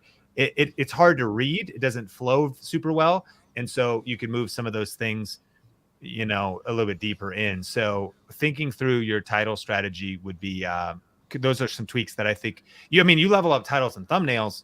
That's half the battle in a lot of ways. So what I find a little funny about this one is, so flying on a plane is the hardest way to get somewhere. Sure, the most difficult way. Doesn't seem very difficult to me. Right. Maybe kayaking down a raft when you're being chased by the local wildlife might be a more interesting way of pitching that. And I was just thinking of this one as well. If we were just to take out the SEO out of this completely, and the title was something along the lines of you won't see this anywhere else in India. I feel as if that creates a curiosity of, like, it's almost like you're trying to reveal a secret of something. Whereas perhaps this thumbnail and title reveals a little too much, that you have the image in the thumbnail, and then you're basically telling the viewer what you're going to get. That's a great point. You're literally listing what's in the video. Yeah. But to your point, then the next challenge is the content format itself, because it's 19 minutes and 19 seconds. And if it's the most interesting thing you're going to see in India, the weakness of a vlog is that you start your day, hey, good morning, I'm back, and and the actual interesting thing doesn't even happen until minute 14. People would tell you to tease that it's happening, but then still the payoff is already, which actually, and the use of chapters, it's cool that the use of chapters is there. And so now we're getting to that. But I would 6 minutes in, I think, if you actually want to go on actually probably a chance of getting millions of views in a short would be just the mummy, like outside the temple, frame 1, inside the temple very quickly, or wherever. And then the mummy is there, and then you get to the payoff almost immediately. If you think about from the promise to the payoff, how quickly people want it, they do want to see the most interesting thing. They might let you could tease me for 3 seconds, 6 seconds, maybe even 20 if you kind of really hype it up, maybe even longer, but definitely not 19 minutes to get to the payoff, in terms of if you go that curiosity angle. And if you go the just document your travels angle, then in this case, that's kind of what's happening, but it also could be a cap on the results. Again, a lot of interesting detail that we've gone into here for the traveling human, which you can apply to your channel as well. Let's get a gaming channel in there. It's going to be channel 29. Sorry, Jeff, I didn't give you a chance to. Sean took care of it. Was that Sean? Sorry. I just assume when I hear the claw that it's coming from Jeff's mouth. So I wasn't. I just jumped in. That was an unsanctioned claw voiceover. The Ripe Pepper, Dan, and I am seeing Hypixel live streams at least. But also other games as well on this channel. Yeah. Okay. So they are streaming as of 4 months ago. They were streaming Hypixel. It's been a while. Yeah. Then they did. Let's see. Will Smith smacks a PNG tuber. So I want to say that they've kind of pivoted to doing meme content in the last few uploads, but it has been the upload schedule here leaves a lot to be desired. Very inconsistent. Yeah. Makes me feel like, given the sheer amount of different games we've seen and then types of videos, that they're still trying to kind of figure out what it is they want to do with their channel. I think we have to judge the channel really on these last 4 videos. That is their channel right now, which looks to be a we call this a dank meme channel, where they're creating funny memes, using different meme styles or popular trending things. And I think with something like this, there certainly needs to be a regular output of this content, be it twice, 2-3 times, several times a week. Yeah, the volume needs to be much higher if you're going to pivot to this kind of meme format. And I think the one that I'm most encouraged by is the Will Smith video, because it is it was a trending topic, especially 12 days ago. So you got in there on a trending topic and you covered something that everyone was talking about and you put your own spin on it. And I think you need to be doing that as often as possible. Let's see, music made. Can we click on it? Is it a short or is it actually just a 9-second? It makes me nervous when I click on stuff like this, but here we go. I actually think that in the shorts feed might actually like have the chance, especially during that moment, to actually really pop off and blow up. Yeah. Yep. That's the other thing too. So you're making 9-second videos. You could have made that vertical very easily, and it could have done really well in shorts. And I know that kind of comes down to goals. I know the goal for this channel is probably to get monetized, and then they'd like to see that video make money. But you can do both. You can, if you're going to upload more frequently, you can make a short and a widescreen video, and a short and a widescreen, you know, bounce between the two. But right now this channel isn't stacking the deck in its favor. They're not quite uploading long enough. We seem to lack a channel focus. They were live streaming some Minecraft at one point. Now they're not. So sit down and kind of consider what it is you enjoy doing the most. A lot of creators, I'm just going to go on a soapbox real quick. A lot of creators come to us and say, hey, what's going to get the most views right now? And we're like, it doesn't really matter. It doesn't matter what we tell you, what we think is going to get the most views. I used this example recently, but if I told you that baking channels are really trending right now, and if you start a baking channel, you're going to get 1 million subscribers. And even if that's true, which it's not, does that matter to you? Only if you like baking. I mean, if your pursuit of YouTube is just for subscribers and views, and you're not tackling your passions, you're not going to get anywhere. So I'm going on the soapbox to say, find what you're most passionate about and then pursue that and go all in on it. I want to see you uploading much more frequently, and I want to see videos coming out not only several times a week, but I want to see them based around a similar audience. Dan, you kept your composer fantastically well then, as you were on your soapbox musical tirade. Well done, sir. Next channel. Technically, that was a non-gaming channel, unlike there were previously a gaming channel, and there weren't. So we haven't really touched on a gaming channel yet, but hopefully we will do the next time we go to the claw. This channel, I think, is a DIY channel, going by the name of Mr. Fred's DIY Garage School. Okay, so the question always at this point is, what sort of DIY? Because on YouTube, DIY covers many multitudes of stuff, and it looks like it's just fixing odd things around the house, power cords, machinery. It seems non-specific. Okay, thank you, Jeff. Thank you. Oh, whoops. All right. So there you go. Sorry, my bad. I was ready for the claw and I forgot to turn it off. Sorry about that. That wasn't intentional then, Jeff. No. No, I turned it off for the claw, but you went through it so fast I didn't have a chance to do it. So go on then, Jeff. Put you on the spot then. Non-specific, or how? In what way? Well, it doesn't seem like it's DIY for any particular thing. It sort of seems like it's just sort of general around the house, around your garage, and kind of whatever needs fixing in this person's, the creator's general life. But it doesn't seem, specific to a specific thing. So not that there's anything wrong with that, but it just seems kind of general in a sense. I mean, it brings up a good question that I would love your opinions on, and that is also that, you could debate at length around almost what you could call like search-based channels, or rather almost like problem-based channels. And in a lot of ways, think media can sometimes fall into this, where, especially as we don't build around one personality, we build around specific problems that are in a clear niche. But those channels will quote unquote not do as well on any individual upload compared to an individual YouTube creator that becomes very known and their core of their audience just wants to hang on an experience with that individual. It's almost like two different strategies. So my question is, most people go through particular pain points for a limited amount of time. They don't have to like every week fix something in their house, and whatever you're going to fix next may or may not be relevant to that individual. So you can build up a group of subscribers. All of that to say is not to actually make the channel less relevant, just to say that sometimes the strategy becomes cover a lot of topics, build up a big library of videos. Out of that, you may develop some core audience. But even if you were more specific, I'm saying if you're the creator who understands the viewer best win, what kind of viewer is like, I guess I'm going to hang track shelving this week. Oh, I did need to fix a power cord this week. Oh, I did, as opposed to like blanketing the earth and just like, benefiting from the right pain point. Like when the student is ready, the teacher appears. When the pain point shows up on YouTube, they find the individual.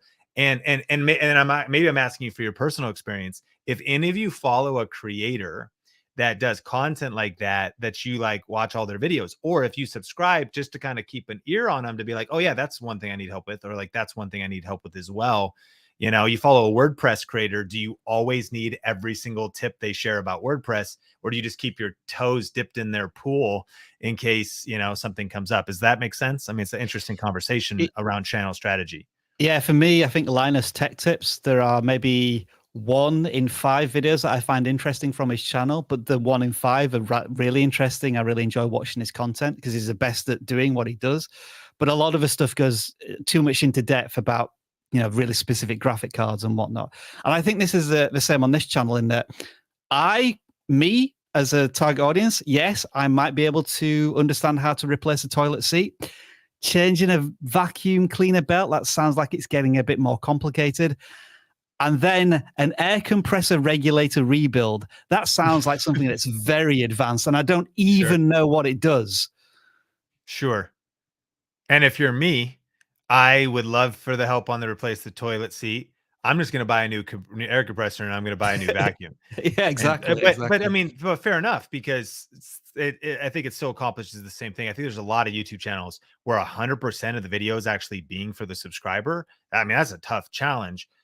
Again, unless you build up such a strong personal brand where you watch PewDiePie, not even because it doesn't matter what game he's playing, you're watching PewDiePie. It doesn't matter what Dr. Phil episode he's reacting to, you're watching PewDiePie. It doesn't matter if he's reacting to Reddit, you're watching PewDiePie.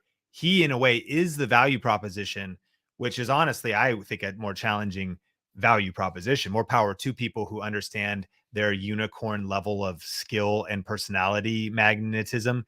But in utility-based channels, I think it kind of goes the other direction where you're meeting at a lot of pain point intersections.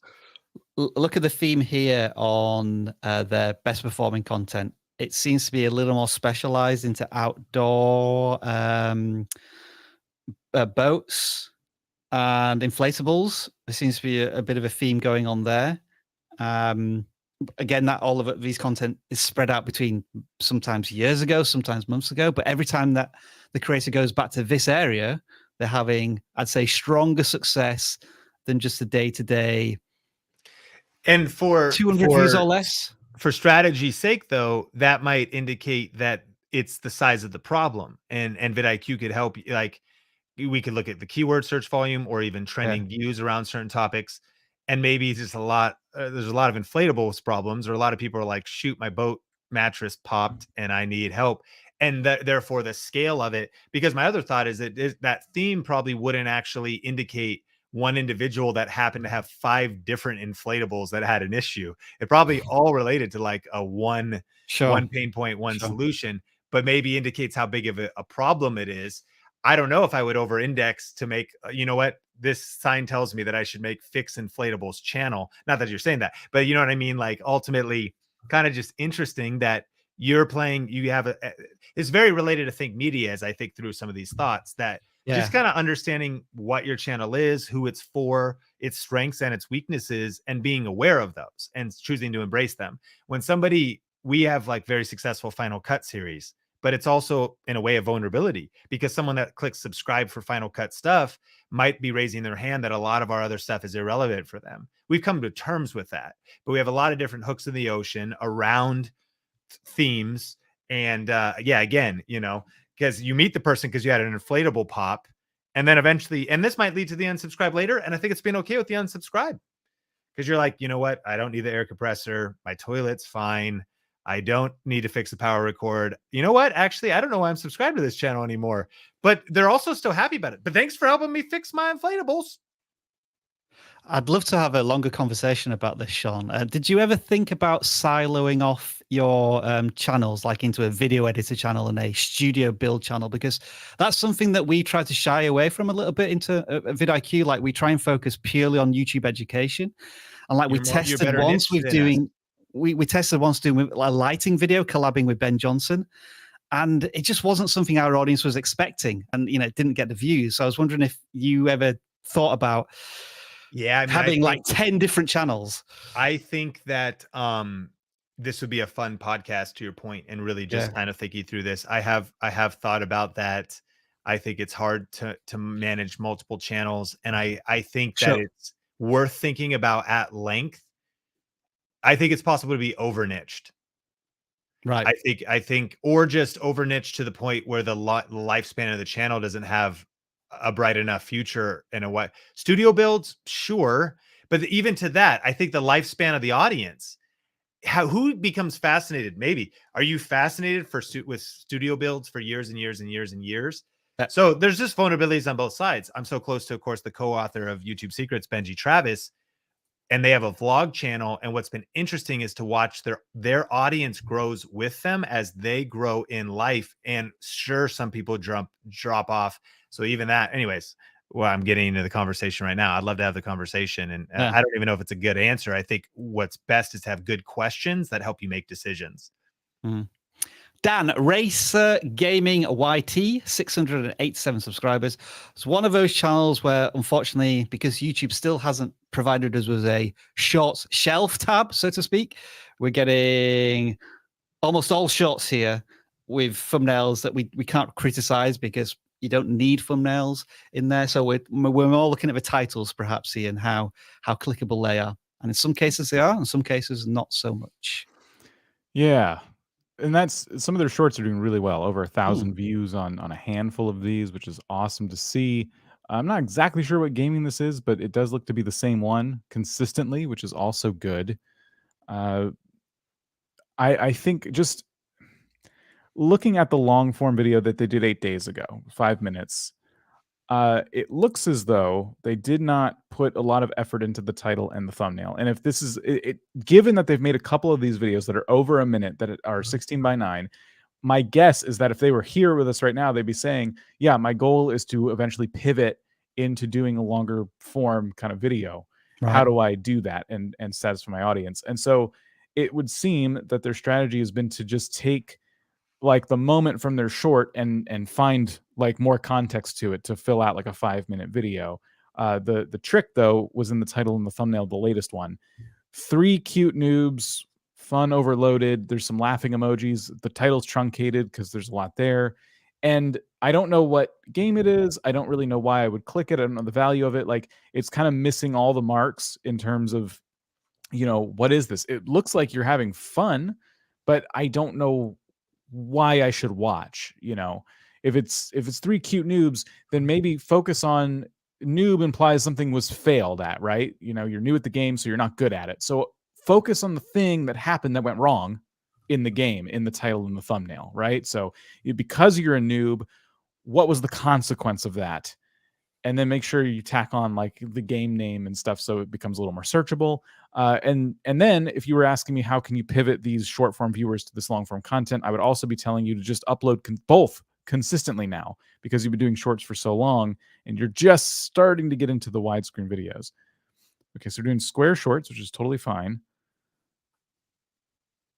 Is it always square shorts? I was trying to watch one where they've added some stuff, watch until the end at the beginning, and then subscribe friends, which is kind of blocked out by the title of the video. Guaranteed to laugh at the end. You're going to get a payoff. I'm I kind of want to. I mean, it's kind of obnoxious, but like, I hate to hijack this for personal coaching, but I want to hire the vidIQ team for coaching. And I would ask, what are your 3 to 5 tips for the 3 of you of how you think about titling shorts? This question is, we're going to start doing 7 a week now. We upload 5 normal videos. We're going to upload 2 shorts on the weekends, mainly because we created some native content and we've also proven them out as we've created content that go on Reels and TikTok, that if we have a winner, why wouldn't we also use it? And if it's relevant and non-brand. But I'm like, okay, are we missing out on good titles? How important is the title? And so what's the crash course on titling shorts? Obviously metadata and tags, maybe not a ton, but like maybe some degree. So what's your shorts optimization, title tips, and optimization crash course? Thank you. I'm here to learn and take notes. I will go first because I'm worried about if anyone else steals this, because I've little else to say about this. The one thing you have control of in terms of a pitch to the audience is the title. You don't know what the thumbnail is going to look like. And you don't know where it's going to appear on YouTube. I think most people see shorts as like the second or the third or the fourth video in the list. And so sometimes somebody might be reading a title as they're watching a short. They're kind of taking in everything all at once. And so my thought would be, keep it simple and keep it emotional. Don't care about any of the SEO parts of this. Make it instinctively understandable, even if they're watching the video at the same time. So I logged into Shorts Desktop, and the top one, it's even hard, which is nice. It's actually a nice experience, right?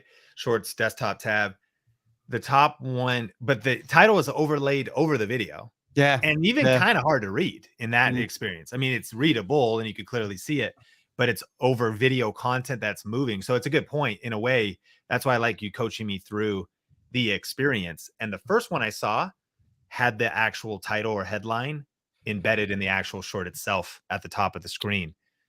Yeah. Which is more like a pitch too, realizing that was the bigger pitch than the actual title. Sorry, go ahead, Dan. It's all right. So I do agree with what Rob's saying with the title. Like, that's the only thing you have control over. But Rob, can you actually go back to YouTube real quick and go to the home page? Yes, I can, sir. Here's the biggest problem.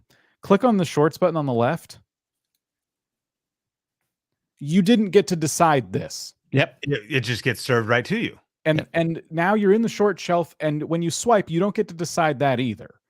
So whatever comes next. But there's also a baked in title here, though. Maybe I do want to stay on this meme because it is baked in. That's interesting. That idea is fascinating. Yes. Yeah. Putting text in the video, making the video itself like the star like shorts is almost the opposite of what we've been saying all day about titles and thumbnails, because now your editing is everything. In your video, like you have the title and the thumbnail to kind of hook them. And then if they like the pitch enough, if your editing's off, they might still stick around, right? But in a short, it has to be like the first 0.1 second. I've seen this one too. I love it. That's a cool shot, isn't it? The first like 0.1 second needs to get your attention. And that's the issue with it. Sorry, this guy's so good. I watched so many after I found his channel. I watched so many shorts. Love that. But I instantly got the concept of that short, like how different games, like because he put the text, how different the concept is at the top. Yes. Yeah. Yes. And that's the thing with shorts. I think titles are very inconsequential. I've been playing with shorts on my own personal channel, and I've been making the titles as useless as possible just to see. And I had one where it was just like a couple words and barely relevant to the thing I was doing in it. And it did great. I think it did great because it was really short, and in the interest, I designed it so the interest would be there the second you looked at it. And if we married Rob and Dan's advice, because I think, and then put it into Think Media World, we have a lot of desktop viewers. That's also one of our hesitancy with going all, and a lot of shorts viewers. So we do want it to be a pitched, clear value to the fact that a subscriber will watch it on desktop and they will see the title. To your point, Dan, that is not the scale growth, though. That's not where it really would. In fact, you can look at these. So you can see these two shorts that are right there. And the one I liked the least was if you neglect this in life, you guarantee failure. That's not even on brand for the channel. Actually, it kind of, but and I do wonder. Yeah. Anyways, I appreciate you could judge these as hard as you possibly can, please. I think because you have so many people who are going to get this in their home feed and stuff, it does make sense to have like the best title you can think of. But really, like when people are scrolling through the shelf, it's of little consequence to them. And if you consider who the shorts shelf is for, it's kind of for a different audience. It's for somebody who's in a different mindset at that time. And they're looking for a different type of video. So you can do both. I think you can really do both with shorts. When I first started, I thought the title mattered a lot. So I was very careful with my titles, and the channel did great. And I noticed after a while that it was doing really well in browse, not just the short shelf, but browse. And I attribute part of that success to titles as well. So, but I also think that if I were to choose, like, I wouldn't stress it. I wouldn't stress the title of my short so much, because I know I'm making this for somebody else. I think the other challenge you have, Sean, with Think Media is that I assume a lot of your shots are going to depend on audio communication. And so then you have to have a battle of, because a lot of shorts have captions baked in. And so can you afford to have a title at the top of the screen and then captions as well? Then it gets a little complicated and such. And I don't know how to solve that. I've just realized when I was watching your short there that I was reading the captions, so I wouldn't necessarily read a title, which would be a progression as opposed to, and we're going to be changing it to, I shot a batch of videos, and my first sentence is actually, the goal is to make it the title and basically the headline, and not have it reveal as a caption, but be fully on the screen for that first part. So you get the pitch, you get the promise, you get, I'm saying it, but you're seeing it all. And then it starts being revealed. And this coaching is kind of helping me think through that, Yeah. Anyways, folks, I'm sorry if we've gone off topic here, but I love it when YouTubers just start talking shop. And that was all really interesting. And we were tying it into a channel that we were looking at, a shorts channel. The next channel I pulled out was Transit Fan Productions. Jeff, you've had a little bit of a verbal rest, so I want you to chime in with what you think this channel is about. So okay. So Transit Fans, one thing I'm kind of interested to see here, it looks like they're not niched into one particular thing outside of transit. So let's say we've got trains and metro, buses. So I guess any form of mass transportation, although some of this also looks like video games. Like there's MTA Roblox HD. So some of the, it seems like it's a second row, third one from the left. Oh, this one. Oh, okay. Oh, right. I see. Yeah. So it seems like a mix. Like I'm sort of wondering what's happening here, because if you look at the videos from 2 days and 3 days ago, the latest videos, even the third one, a lot of that stuff looks real. So I'm kind of wondering what is happening here. Like, what is it? Are we just looking at buses? Are we explaining what's going on? I'm struggling to see the value proposition is what I'm saying. Yeah. Yeah, just very occasionally they're just dropping one of these game simulation videos. Right, which is fine, but it seems like that would be a different channel, because we've seen train simulator channels. Like we've seen that stuff. So, there's definitely a niche for that stuff, but also with actual trains. I've watched a ton of videos where people where they'll ride a certain train or a certain line, or I'm overnighting in the most expensive a bedroom car, sleeper car, whatever it might be. So there's kind of a story behind that, but that's what they do. They travel on rail. So I'm just kind of wondering what the value proposition is here. Like, what are we getting out of this channel? Yeah. As I continue to look at the titles and the thumbnails, I'm trying to decide, am I going on a journey in these videos, or are you showing me a particular thing, like the style of the transportation? Because the titles all seem to be very long, they've been cut off a little bit.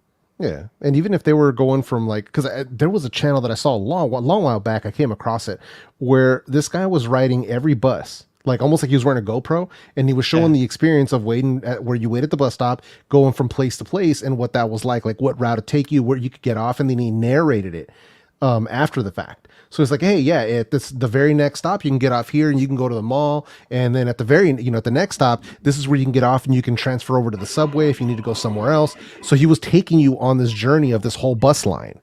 And that is very useful content for people who want to know, hey, if I ride this bus, is it going to take me to this place? Very valuable in that sense. Very niche, but very valuable. Mm-hmm. But that was a proposition. That was a different value proposition. And I don't know if that's what is happening here.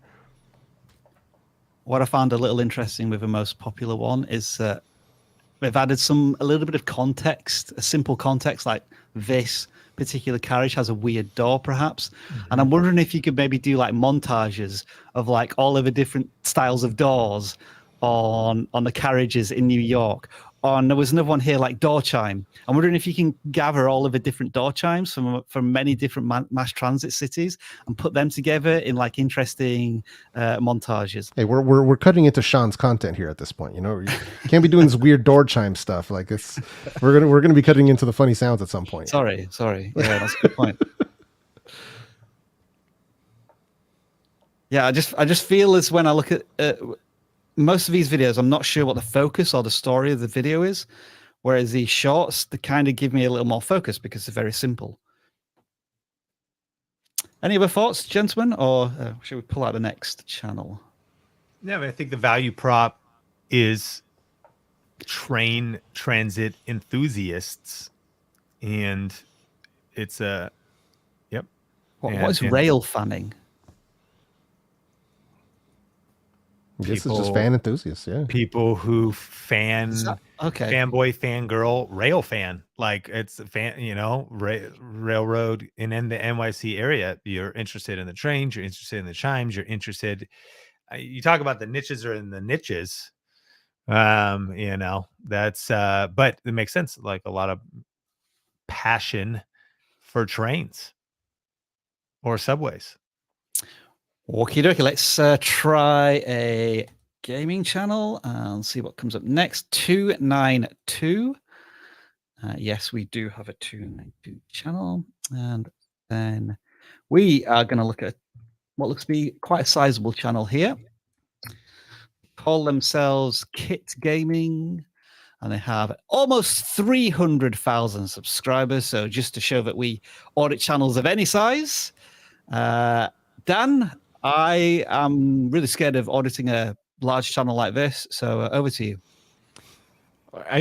When the videos from not even a week ago are getting more views than their subscribers, my question becomes, did they leave anything on the form for us? Like, is there any reason they asked for an audit? All right. Did someone just put their favorite YouTuber in the form instead of themselves? Let's just a Let's Play channel. Yeah. I think if someone has a Roblox channel, they could be learning a lot from you. Well, that's an interesting thing because actually I look at this and think, the thumbnails, they're not fantastic. I feel as if they could be of a little higher quality. It's a Let's Play channel, and we've talked about many Let's Play channels that have 0 subscribers and they never reach a level of audience. This kind of reflects a channel that's succeeded, and then when other channels try and replicate that, they're unable to do so because they're just at very different parts of their YouTube journey. Yeah. So in the chat, they said, I really want to get to 1 million. Gotcha.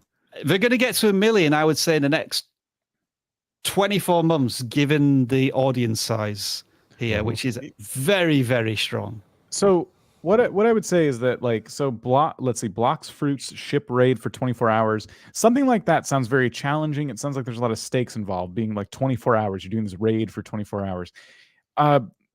This is not just for this channel, but for anyone. Like, if you can do these types of videos where you're adding stakes to it, where you're adding this element of danger or, challenge to it, that always wins. And I mean, I think they got that down. Yeah.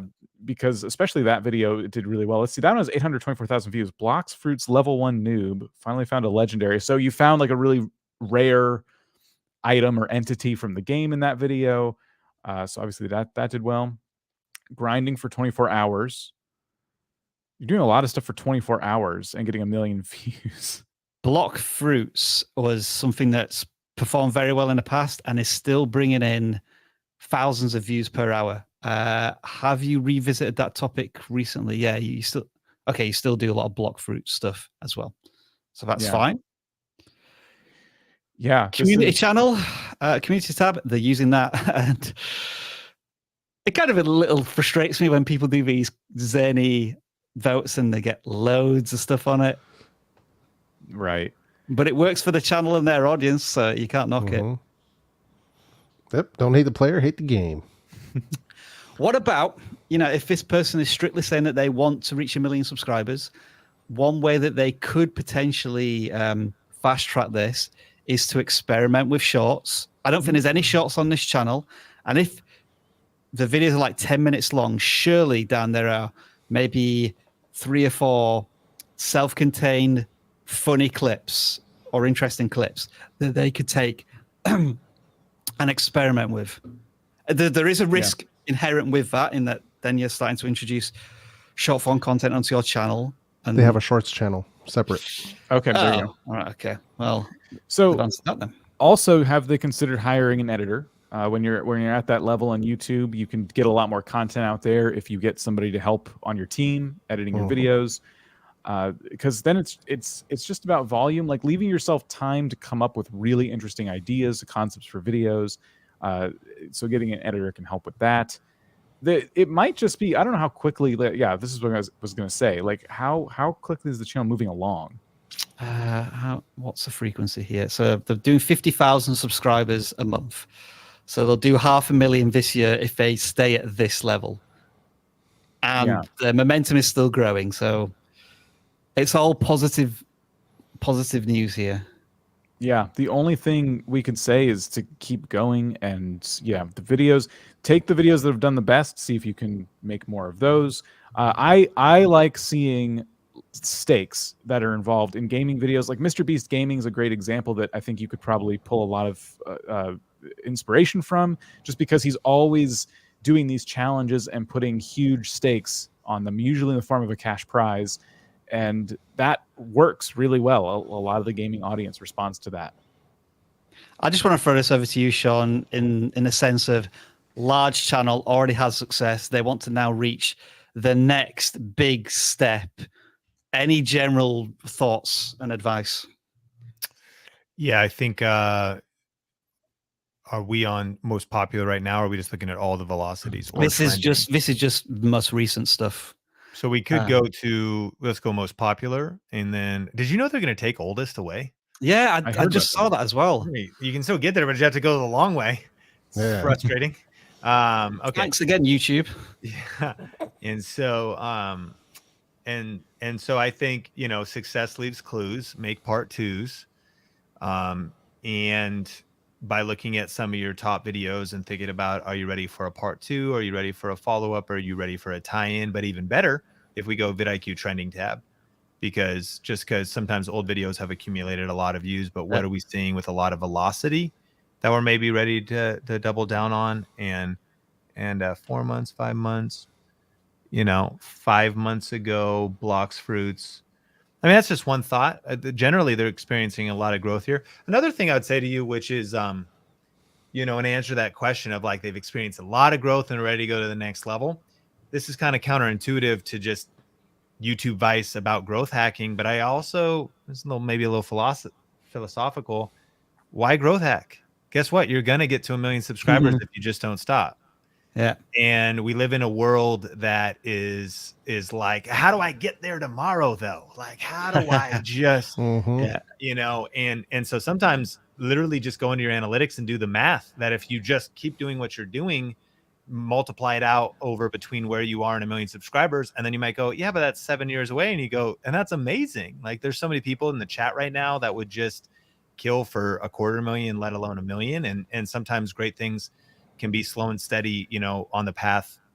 Yeah. So that's another thought. So I think the pulling tension of just, slow and steady wins, and you will get there eventually. And then I mean, the other biggest thing, you're definitely doing shorts, but I think for a lot of the hyper growth I've seen lately, that seems to be a common theme amongst channels, is shorts. One of our shorts led to 27,000 new subscribers. And this went to, I think, a question Dan asked earlier, like, what are the views even for? Like, what's the point? Because sometimes just getting a lot of 27,000 subscribers from shorts may or may not be the right subscribers. But if you were to say, I'm trying to solve for X, and that's what we should all do here at vidIQ channel reviews today, is what's X for you? Is it literally a numerical subscriber number? That's fine if it is. I am trying to get to 1,000 subscribers. That's what winning looks like for me. Doesn't matter about money. Doesn't matter even about impact. Doesn't matter about who the subscribers are. It's just the number. That is what's most important. Is it a monetary goal? So you have money for the mission. Then that's what you're mapping towards. Is it a particular type of subscribers? Is it just subscribers for subscribers' sake? Or I'm trying to gather a particular community? And actually, here, even better, is it a particular number of Patreon and patrons? Is it a particular number of channel memberships? Because I actually, you compare apples to oranges. vidIQ does incredible surveys on the community tab that sometimes ask these questions that get us to think. Would you rather have 1,000 patrons or 10,000 or 100,000 subscribers that watch at a shallow level? And those want to watch your deeper Q&As. So what are you solving for? So Nick Gaming, those would be some thoughts that I'd think about. I would actually ask you, where do you want to go from here in your career? Where do you want to go from here in life? Where do you want to actually start a merch line? Do you want to make your own game and launch an NFT? Sometimes there's some drama around that, but like, maybe that's literally a dream. I don't think you have to worry about the drama. If the dream is like, I actually have some resource now, I could make my own game. Do you want to actually build a lot of your own worlds in Roblox and have more time? Are you comfortable with your work-life balance now? You're already experiencing success, so you are in a very privileged place of having options to navigate to where you want to go next. Probably the best advice we could give you is get really clear on actually where you want to go, because the worst thing you could do is climb to the top of the mountain only to realize you climbed the wrong mountain. And now you have 1 million subscribers, but in a way, what for? Was that actually the thing you wanted? Could be, but for a lot of times it may not even be the thing. And so us thinking deeply about what solving for X means can then help us make a game plan to get there. Yeah, I agree with Sean, because he brings up a point about getting clarity about your end goal. And that's something where subscribers can definitely be a good end goal. But I'll tell you right now, what changed kind of my life as a creator was realizing that subs were not my end goal. That my end goal, and just to be very clear and honest with everybody here and with the audience, was to provide a better life for my family. And how can I get to that point? That is where it's at. Like, it's cool. Like, I'm working my way to 100,000 subs on my channel. It's going to be awesome. I'm going to celebrate with my audience. That is not the goal. The goal was to get to, how can I get my channel to earn me $10,000 a month? Yeah. And when I achieve that, how can I get my channel to give me $20,000 a month? Like, those are the goals that I was looking at, because I want to improve my family's life. So that's the thing that I would want Kid Gaming to sort of get honest with yourself about that. Think bigger picture, right? Think, how can I take my channel? Not saying it has to be monetary. It can be subs. That's totally fine. But really narrow that goal down and then start moving in that direction. If that requires you to be in a position to start building a team around you, then you move in that direction. If it means, hiring an editor, move in that direction, but really spend a good amount of time thinking about where you want to take this and, really move towards that direction. And my own Roblox game, if they're good, they can be hard to build. Is that, because there's a lot of probably like incomplete games or games that have been rushed or games. And so what I like about what Jeff's saying is doing an audit of your time when your family comes into play. And this also can be hard, because I know that you're probably like me. You're probably also type A driven, while at the same time also valuing your family. So there can be a point, again, this could be misinterpreted, but like, kind of, when is enough enough? Like, of course, you always want to be pursuing growth in the next level. I think that's healthy. I believe God wove that into our DNA. But on the flip side, I also think, we just hit 2 million subscribers, incredibly grateful to get there. But then it's like, we got to rush to the next mountaintop, or how do we want to be spending our time?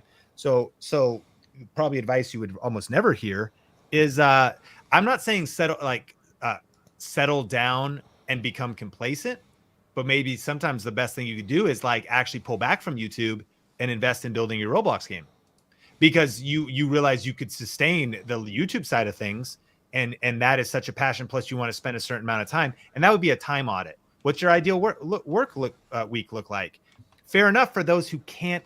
They don't have the privilege of doing a time audit. Well, I have to go to my 20-hour week job, and then I have to go to my other 12-hour week job, and I have only used whatever energy I have left over that I'm trying to hustle to get my YouTube channel to earn enough money. But if you're in a place where you actually have what is the dream partly of YouTube is freedom, you actually now have the freedom to decide to like structure your schedule, spend more time in Roblox, start another channel. You know, it's a kind of a cool story, and I don't even know the full picture, but you know, Peter McKinnon, who probably most people here know, literally as an established creator is now launching another channel that seems to be mapping towards his vision for now, and the product drops he's doing and the creative and the art stuff he wants to do, which is really, I think, a cool reason of why going practical growth on YouTube to a point. But then actually, when you get to that point, potentially to pull back from growth of that thing, because the thing could take your life over in a way. I just got to go to the next level, you know, think media, and like, okay, I'm just asking, where should we go from here next? And it may just not be numerical growth. Jeff, when you asked like, what is my goal for the channel, it spurred me to look at the description. And when I look at the description, perhaps it could be argued that maybe the business side of their channel is undercooked, or they haven't established that yet. I was looking through the channel, and this growth has come in the last 12 months, like from pretty much 0 to 300,000 subscribers and 25 million views in a year. And perhaps they've been so focused on building an audience that they haven't had time to think, well, yeah, I can earn money from AdSense, but are there any commercial opportunities which I can include in the description and elsewhere in my videos that they've not perhaps investigated yet? Absolutely. It just seems to be that case, just looking at the description, that there is follow me, join my Discord server, build my audience. But is there any... Yeah, commercial opportunities, I think, is the best way of describing what I'm trying to get at. No, I mean, and it's huge. It's huge because it was Sean's content, it was Roberto's content that opened my eyes to the fact that I didn't have to wait on AdSense to monetize my content. And on top of that, now AdSense is the smallest percentage of my revenue streams. So that's the thing where, and I get where you're coming from too, because he's building up the audience, and that counts. Without the audience, it's kind of like, okay, cool. Well, what am I going to do, right? So he's building that, but it might be time to start applying some of that focus into other ways, assuming that that's the goal. Well, by the way, he says this has become his main income, but he's also a web developer. And then, so then a question, Kit Gaming, is, okay, would you like to stop the web developing? Yeah. And if the answer is yes, then you go, okay, cool. This is your main income. How do you scale it up? And that is the next freedom step, because what you just, in a way, just bought for yourself is more time. So then you say, okay, there is channel memberships. There's the join button right there. Let's click on that. And so we could say, okay, there's $2.99. Do you double down and get more people interested here? Do you improve this? And then that might be the goal. So if there's 72 people signed up, you're like, okay, let's try to get that to 300. And at that point, I can actually not do the web developing at all anymore, which gives me an opportunity to spend that 10 to 20 hours a week on building my Roblox game or my next Roblox game. And it's a journey in kind of self-awareness, but I like that business development side of hitting those financial milestones, which unlock the next level of freedom, or hits a financial milestone, which unlocks an editor that you can hire, which gives you even more freedom, which allows you to not just build the game, but also start the second channel, or focus more on the channel memberships, and brick by brick kind of combine the lifestyle freedom piece with also your ambitions for the channel. My final point for this channel would be just looking at the thumbnails. Have you collaborated with any similarly sized channels in your space? Because that could be an opportunity to reach a brand new audience, shared audiences.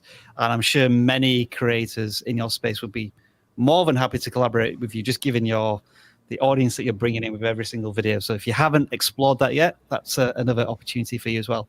We have managed to give this channel some advice. I was a little worried to begin with, but we've got there. And what a channel to end on, about talking to creators about the next step of their YouTube journey once they've overcome the struggles of getting that first 100 subscribers. monetizing their channel, and so on and so forth. So I think we'll call it there at a really perfect time. Thanks for everybody's time here, Sean. As always, it is an absolute pleasure to have you on board. I'm going to let you say the first goodbyes to our audience. If anybody is saying goodbye, so whether you want to do it in a chat or I bring it up on screen. Flying Cat Gaming, appreciate you. Rain Man Gaming, appreciate you. We gotta say goodbye. It's closing time. Turn all of the lights down and finish your whiskey or beer. All right, middle of the day, closing time.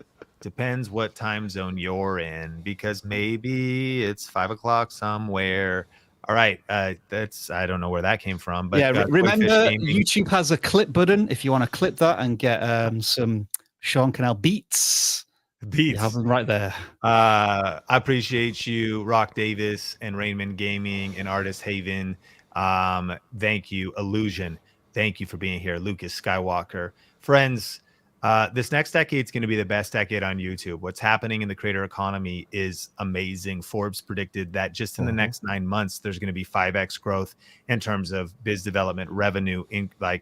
And I know competition's stiff, but consumption's on a rise as well. So I want to encourage you, Relaxing Sounds for Sleep and Salma Bayat and Jake, keep going, man. Keep posting, keep learning, keep leveling up. Keep doing smart research. Keep studying your analytics. Hushy, Mr. Smorsley, appreciate you. Thanks for being here. Keep hustling, man. Really, really appreciate you. And you can find Sean Cannell and his team on the Think Media channel. There is a link in the description. And also do make sure to check out the Grow with video conference that is coming up in, let's say, about 6 weeks' time. Dan, say hello, say goodbye to some people, not hello. I will say goodbye to the Indiana Jones, excuse me. Goodbye to you. Good luck with your channel. Illusion, we'll see you later. Dorianmon Gaming, maybe. I don't know. I tried. And let's see. Reagan Scarlett, goodbye to you. And Jeff, could you say goodbye in a squeaky voice, please? Hold on. Let's see. Hopefully this will actually work. There we There go. we go. There it is. All right, perfect. So let's say goodbye to It's Golden Dexter and let's see, Tilly Anderson. Goodbye to you. And the Satisfying Experiment. Goodbye to you as well.